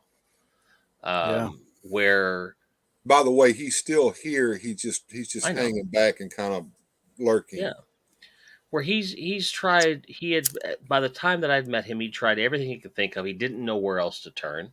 It wasn't as if he hadn't struggled. It wasn't as if he had not done everything that he knew in his power to change things. And there's a point when you look at another human being's eyes and see that they're just not sure where to go. That no one is supporting them. They don't know how to move forward. And you were there, Bill, Jim, you were there. I looked in his eyes and I saw a man who needed help. Wasn't asking for it. Was the last thing on his mind was to ask for help. He needed it. And I'm a big proponent of the idea of serendipity. People come into your lives, whether it's because you need them or they need you or a little bit of both. But at certain times, and Rollo is a perfect example of that. He came into all of our lives at a certain time, and he's enriched our lives with his humor, his camaraderie, and his wisdom. He's got a lot of knowledge from a lot of different. Let's not forget the Godzilla cosplays. That's a big thing for me. He does make a good Godzilla. It took a tremendous amount of work, a tremendous amount of heartache, a tremendous amount of stress. But here we are, you know, barely 10 days into a tremendous transformation. You know, I would argue that he was in uh, a cocooning state from the moment I met him until just a few days ago. And the person that has emerged is the person that I knew he was beneath those eyes. And I am proud to even be a small part of that. And just to see another human being that was not expecting anything from anyone, to now be in a place where he can give back, without it being to his own detriment. Because throughout this entire process, this guy was constantly trying to give and give and give. And I'm like, dude, you slow down. Let's get you to a place of comfort. And now he's there, and now he's running full tilt, and I love to see it, and it makes me smile, and it makes him smile, and it's great. Because you cannot ignore something like that. But it's important to experience these things, you know. But then you have, and I'm going to tell this story ever so briefly if I can. When I first started streaming very seriously, mostly on Twitch, there's one individual that would come in, and all he would do is complain and whine and whinge and say, this sucks and that sucks, and I don't have this and I don't have that. And we would try to guide the conversation, like, well, what have you tried to do to fix it? And invariably, these long, complicated paragraphs of answers really would be translated into, I really haven't tried that much. And so it got to a point where he would come into chat, and you just wouldn't even pay attention to him. You just let him talk, because I think in that moment, that's what that guy needed. And I haven't heard from him in a long time. And I have every confidence that something changed in his life, where he was able to pick himself up, or someone stepped in and got him to where he needed to be, and he's okay. Because he had the bones. He had, like a house. He had good bones. He just didn't know how to build the muscles and stuff. And just raw generosity wasn't going to solve the problem. Versus a guy like Rollo, who had gone through everything he could possibly be expected to withstand and then some, and just had expended his energy. Then that was where it was a simple matter to step in, and it has reaped dividends of growth for everyone involved. And every time I get to talk to him, every time I see him, whether it's just a text chat or a live chat or anything in between, a real change has occurred. And it's a small little microcosm of what we've been talking about culturally all night long, where you have to have that serenity and wisdom and the combination thereof to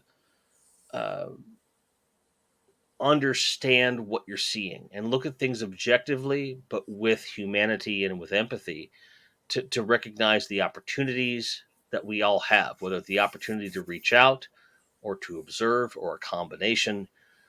And I think if everybody did that with every interaction and did it honestly, both with themselves and with others, we'd be in a better place.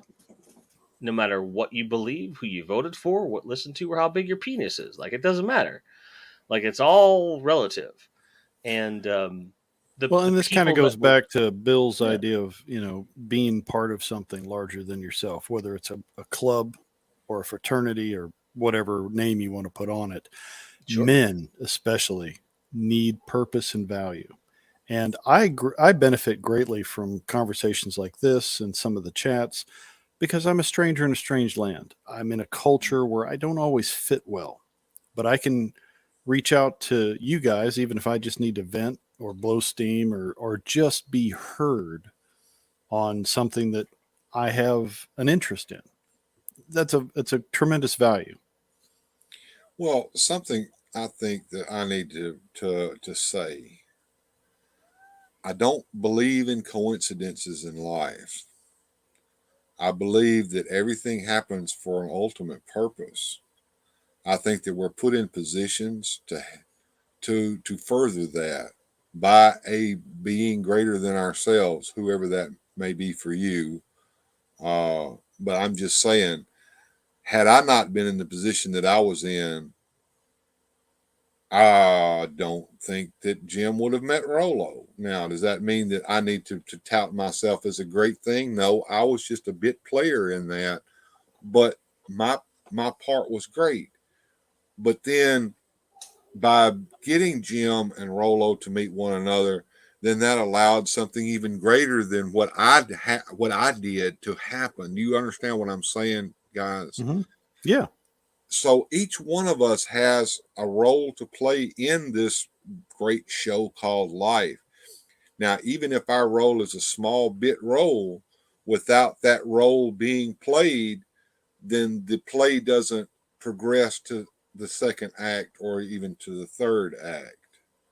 We have to play our roles, and we're put in those positions for a reason. I can expand that. Go ahead. I can expand that to a point that I feel drives all the points that I've been making home, but also speaks directly to what you're saying, Bill. It goes beyond where you were a few months ago. It goes beyond where we are now. We bonded about something very specific. We are looking at the date right now. We are 3 weeks and a few hours shy of the 38th year anniversary that my father and my mother came together and got me a tremendous display of the first series of Superpowers figures. And that was the single greatest Christmas gift I ever received. It inspired me, and it's something I've often thought back to. It showed me what a parent does and how you grow and inspire somebody as a person. You fast forward over 35 years, still always thinking about it. And one day, early last year, I decided I need to start thinking about this. And I start getting this stuff and I start gathering it. And I say, oh, well, I've done YouTube. I should start making videos about it. You come into my life because of my enthusiasm for it, because let's face it, there's not a lot of really strong, enthusiastic Superpowers collectors on YouTube. That's how we met. So it was because of my father's generosity, my mother's generosity, that got me to this place that inspired me with such passion to reclaim that over 35 years later, that brought you into my life, that then in turn brought Rolo into my life. And I don't think that there's, as Steve says, there's no such thing as coincidence. Earlier tonight, I made the joke that I don't have a Christmas tree. I haven't had a Christmas tree in a long time. But I do have one Christmas ornament in my possession that I am proudly decorating my desk with this year. The Hall of Justice. I love it. Does it have a sound in it? Does it have a little sound card in it? It has a light. I don't have the battery inside of it, but it does say this on the back. I like that. Super Friends, yeah. And cool. Because that brings the entire experience full circle. Started with my parents, led into later parts of my life, which led me to you, which led me to him, and everyone that surrounded us in between, to get us to this goal of giving someone truly deserving a greater life than they had before. And we got that in return. That's what being a human being is. Well, that brings me back to another point that I was making back around Thanksgiving. I asked you a very pointed question, and that was, did you ever think that we would be at this point a year ago today? No, a year ago today, I was just gathering toys, man. I was just like, give me them. When I was going through my Thanksgiving experience this year, what is the purpose of Thanksgiving? It's not to celebrate the Pilgrims doing whatever that story is. It is ultimately to in our own hearts give thanks for the good things that we've experienced is to focus on those things. I mean, in life we experience the good with the bad, but we want to realize that mainly good things happen to us, and we have to focus on that. And that's what Thanksgiving is about, to give thanks for the good things in our lives. And I thought back at all of the things that I've been through. It's all started here recently, basically, with the outbreak of the coof and the lockdowns, and the experience that I had of losing a really nice desk job. And was that a good thing or a bad thing? Well, in my opinion, it was a good thing. I needed to get away from that. And I went into a really horrible experience in retail. But was that a good thing or a bad thing? Well, ultimately, it was a good thing because it got me through to the point that I'm at now. If it hadn't have been for that experience, I wouldn't have the knowledge that I have now, entering into a totally different field of work. Well, what did that lead to? Well, that led to me going into Walmart one day and seeing He-Man on the shelf again. Now, when I had finished my superpowers collection and had gotten all of the stuff that I really wanted to have for that, I sat down and I said the most stupid thing that I could ever say. Okay, my collection is complete. I'm through. Famous last words. Oh, definitely. But I got the He-Man figures, and I had known that they were coming out, but I hadn't seen them with my own eyes, and you know what that's like. Oh yeah. So I began collecting He-Man again, and then I was, if you go back and you look, I was a blogger. Okay, I've always been a blogger.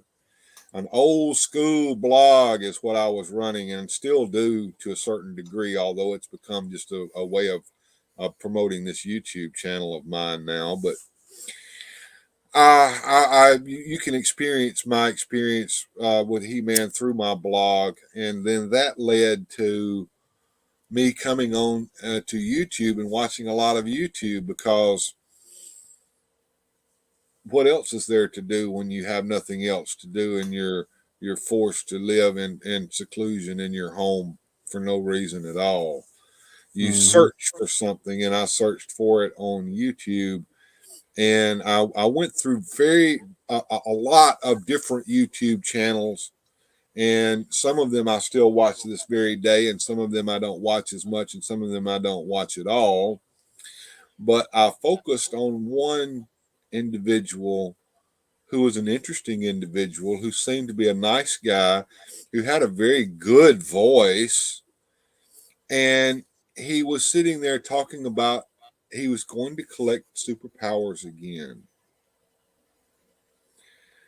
And my wife and I both, I would go, "Do you like this guy?" "Oh yeah, I like this guy. I like him a lot better than that other guy that I can't stand." And I'm not naming any names here, but Jim may know who I'm talking about. We focused on your channel, Jim, because you're just like a likable person, for lack of a better word. And I said, "How's the superpowers collection going, Jim?"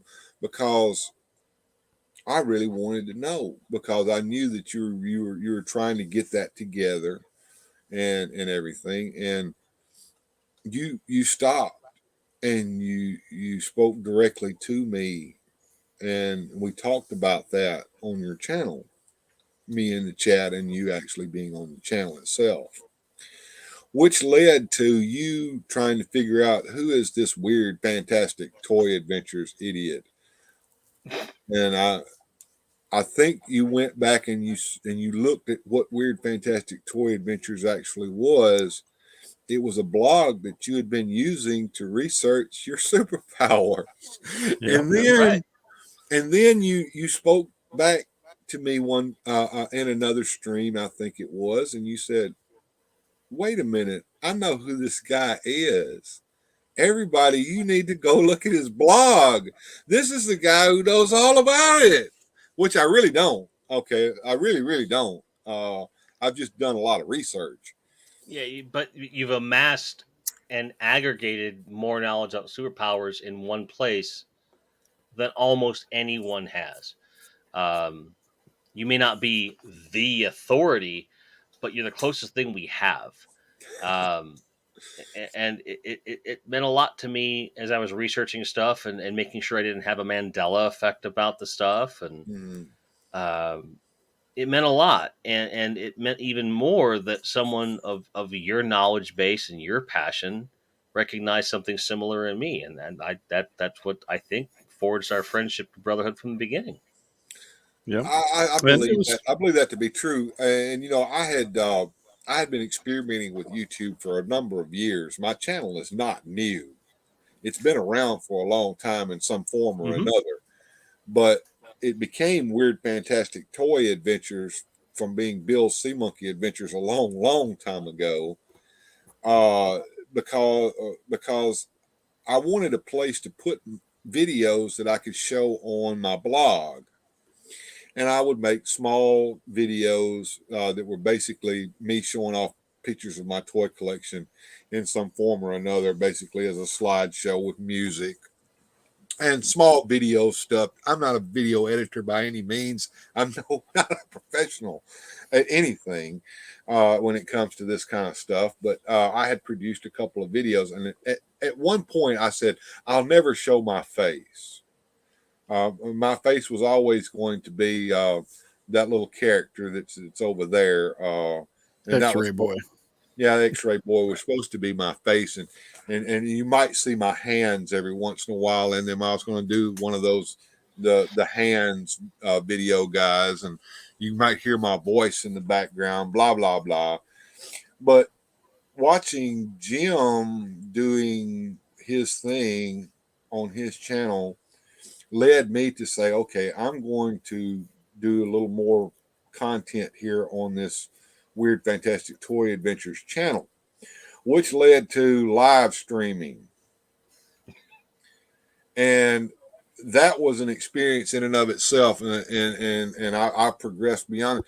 But looking back from now back to Thanksgiving of last year, when all this began to occur, I think I never would have imagined I was at the point that I am now then, nor would I have imagined that I would have met a German guy living in Mexico who just burst into my channel. And I love you, Rolo, but when Rolo starts to talk, you can't talk. You have to listen for a long, long time while he wordily tells what he's trying to tell you. And I love him for it. But here he was bursting into my channel, and then I would go and try to watch his channel, and I could, but I would have to watch the replays of his live stream so I could skip to the good parts, which is the greatest thing about watching replays. By the way, folks, watch my replays and just skip around to the parts that you're interested in. Same for mine. Yes. Right. Anyway, I'm going on and on and on, but I'm getting to this point. I never thought I would be here, and I can't imagine where I will be next year at this time. But I've met Jim, and I've met Rolo, and then Rolo was on my channel spouting off something about something that I can't remember, which attracted Jim to pop on my channel so that he could address that issue, and that caused them two to meet one another, which I'm grateful for, because I was aware of his situation, but it was in no position to do anything about it other than be friend and give him all the words of encouragement that I could, but I couldn't physically do anything, and it was hurting my heart. And the very fact that you were able to step in, Jim, me being the catalyst, I guess, but you step in and take over at that point because you are in the position to do something about it, and you were in the position to help, and you had the willingness to do so, which is the main thing, is the blessing to us all. And I know you don't like for me to do this, Jim, and I don't give a rat's ass damn. Jim, you are a good person. You are an angel on this earth, and you've been placed here for a reason. And God bless you. Yeah. My only counter to that is God bless my father, because 38 years ago he And gave me well, this. Let us to this moment. think Yeah. about all these coincidences.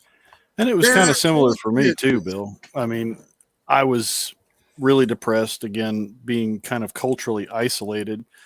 I don't speak very good Spanish, and I'm surrounded with folks that don't have the same frame of reference. They don't have the same pop culture icons and things. So it's like I just felt like a fish out of water. And I decided to start collecting again, even though I'd gotten rid of everything when I moved here. And I missed it. I missed the, toy hunting and finding certain things and trying to muddle through making that work, in this place has been difficult. But so I kind of started watching a few YouTube channels and some I still follow. But Iconicon, the first one, uh, led me to Grindhead.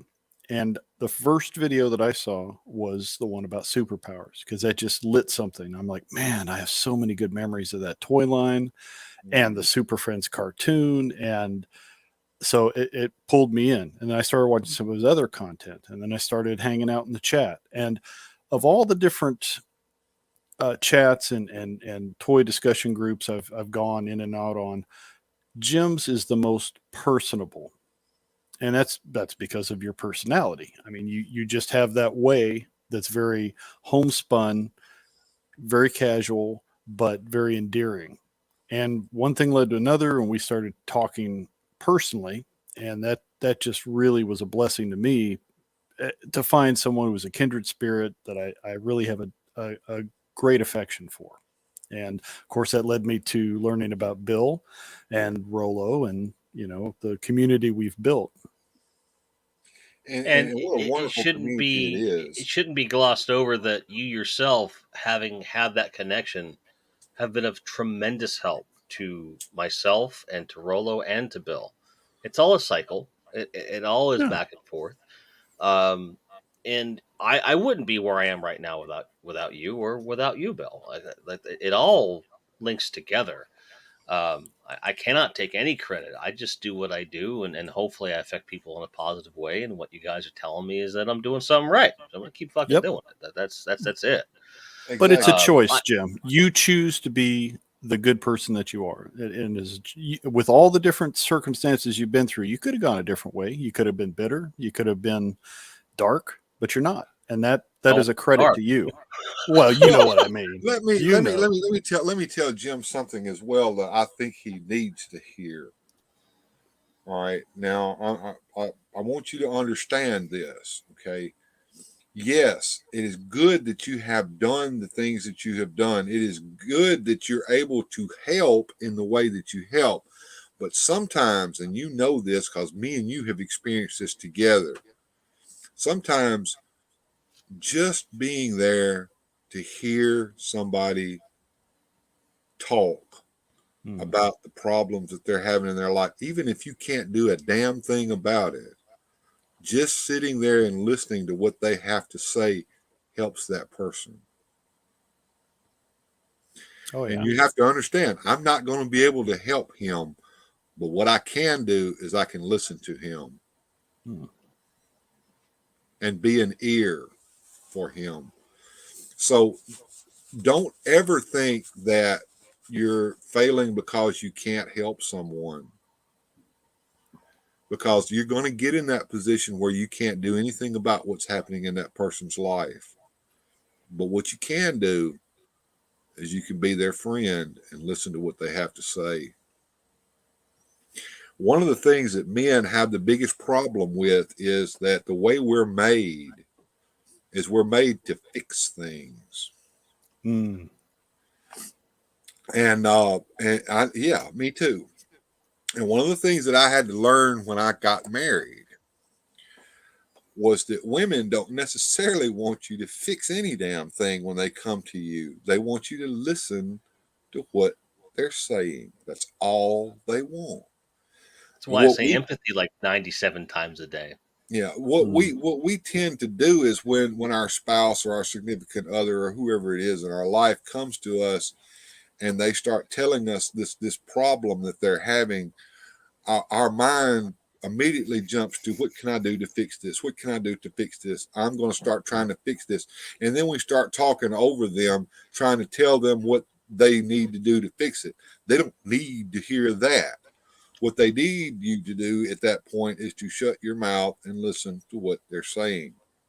They don't want you to fix it for them. They just want someone to hear them. And we need to understand that too, that just being there to listen to someone can be the greatest thing that they need at the time.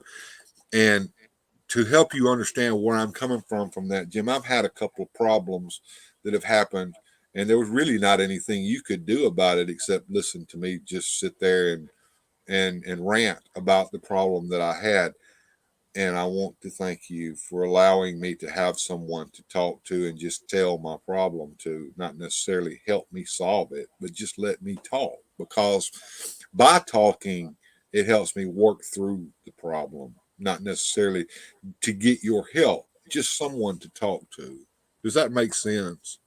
It does, yeah. And you're welcome. I mean, that's anyone who's on my Patreon can tell you that's what I use my Patreon for. I talk at the camera for 20 minutes and go, all right, bye. And then by the end of it, I've worked out the problem or whatever. Yeah. You know, but that's, again, it's a life lesson that we learn, that sometimes you have to just talk through things. And in the absence of a specific place where you want to go to be heard, sometimes this a surrogate like YouTube or a Patreon or whatever can be enough. Because especially in the case of my particular Patreon, I know that it's filled with chosen family members that chose me as family, that I can just speak into the ether, and I know they're listening. I know they are, and that's good enough. And in those direct conversations with Largo or yourself or Rolo or anybody, it makes all the difference in the world, because there are times when that's what's needed. I 10 years ago, I wasn't like that. Right. You know, it took time. Well, that goes back to another point that we were talking about earlier, is the living life, and we experience different things and we learn over life. I can remember years and years ago having this conversation with my daughter when she was very, very young, and she was at the point where, you know, when little girls get to be 15 and 16 years old, you as dad suddenly become the stupidest thing that ever walked on the face of this earth. Yeah. To them. And I sat her down one day and I said, let me ask you a question. I said, do you know more now than you did when you were 3 years old? And she said, yes. I said, do you think that when you turn 21 that you'll know more then than you do now? And she said, yes. And I said, then logically that means that me being 23 years older than you are, I know more than you do because of my life experience. And there was no answer back to that because the wheels began to turn. Mm-hmm. Studio dozed off and saw that we were still on. Well, that brings up a point, and I hope Jim is listening. I know he's shut off his mic and he shut his camera off. I've been on now for 4 hours and 17 minutes, which is about 2 hours longer than I really intended. Largo had told me earlier today that he was not going to stay up all night with me, and I said I don't intend to stay up all night. So, with that, we're going to end the show for you guys today. I hope you two will stay in the green room for just a few minutes before I go to bed so that we can decompress together. And I want to say good night to everyone. I want to thank everyone who's still here. Thank you for being here. Thank you all for joining us. Remember, together we shall triumph. And I'm going to end the show tonight. And thank you for sharing that with us, Jim. That is just a nice little toy. Good night, everybody. Together we shall triumph. Special thanks to these supporters on Patreon. Without your help, these adventures would not be possible.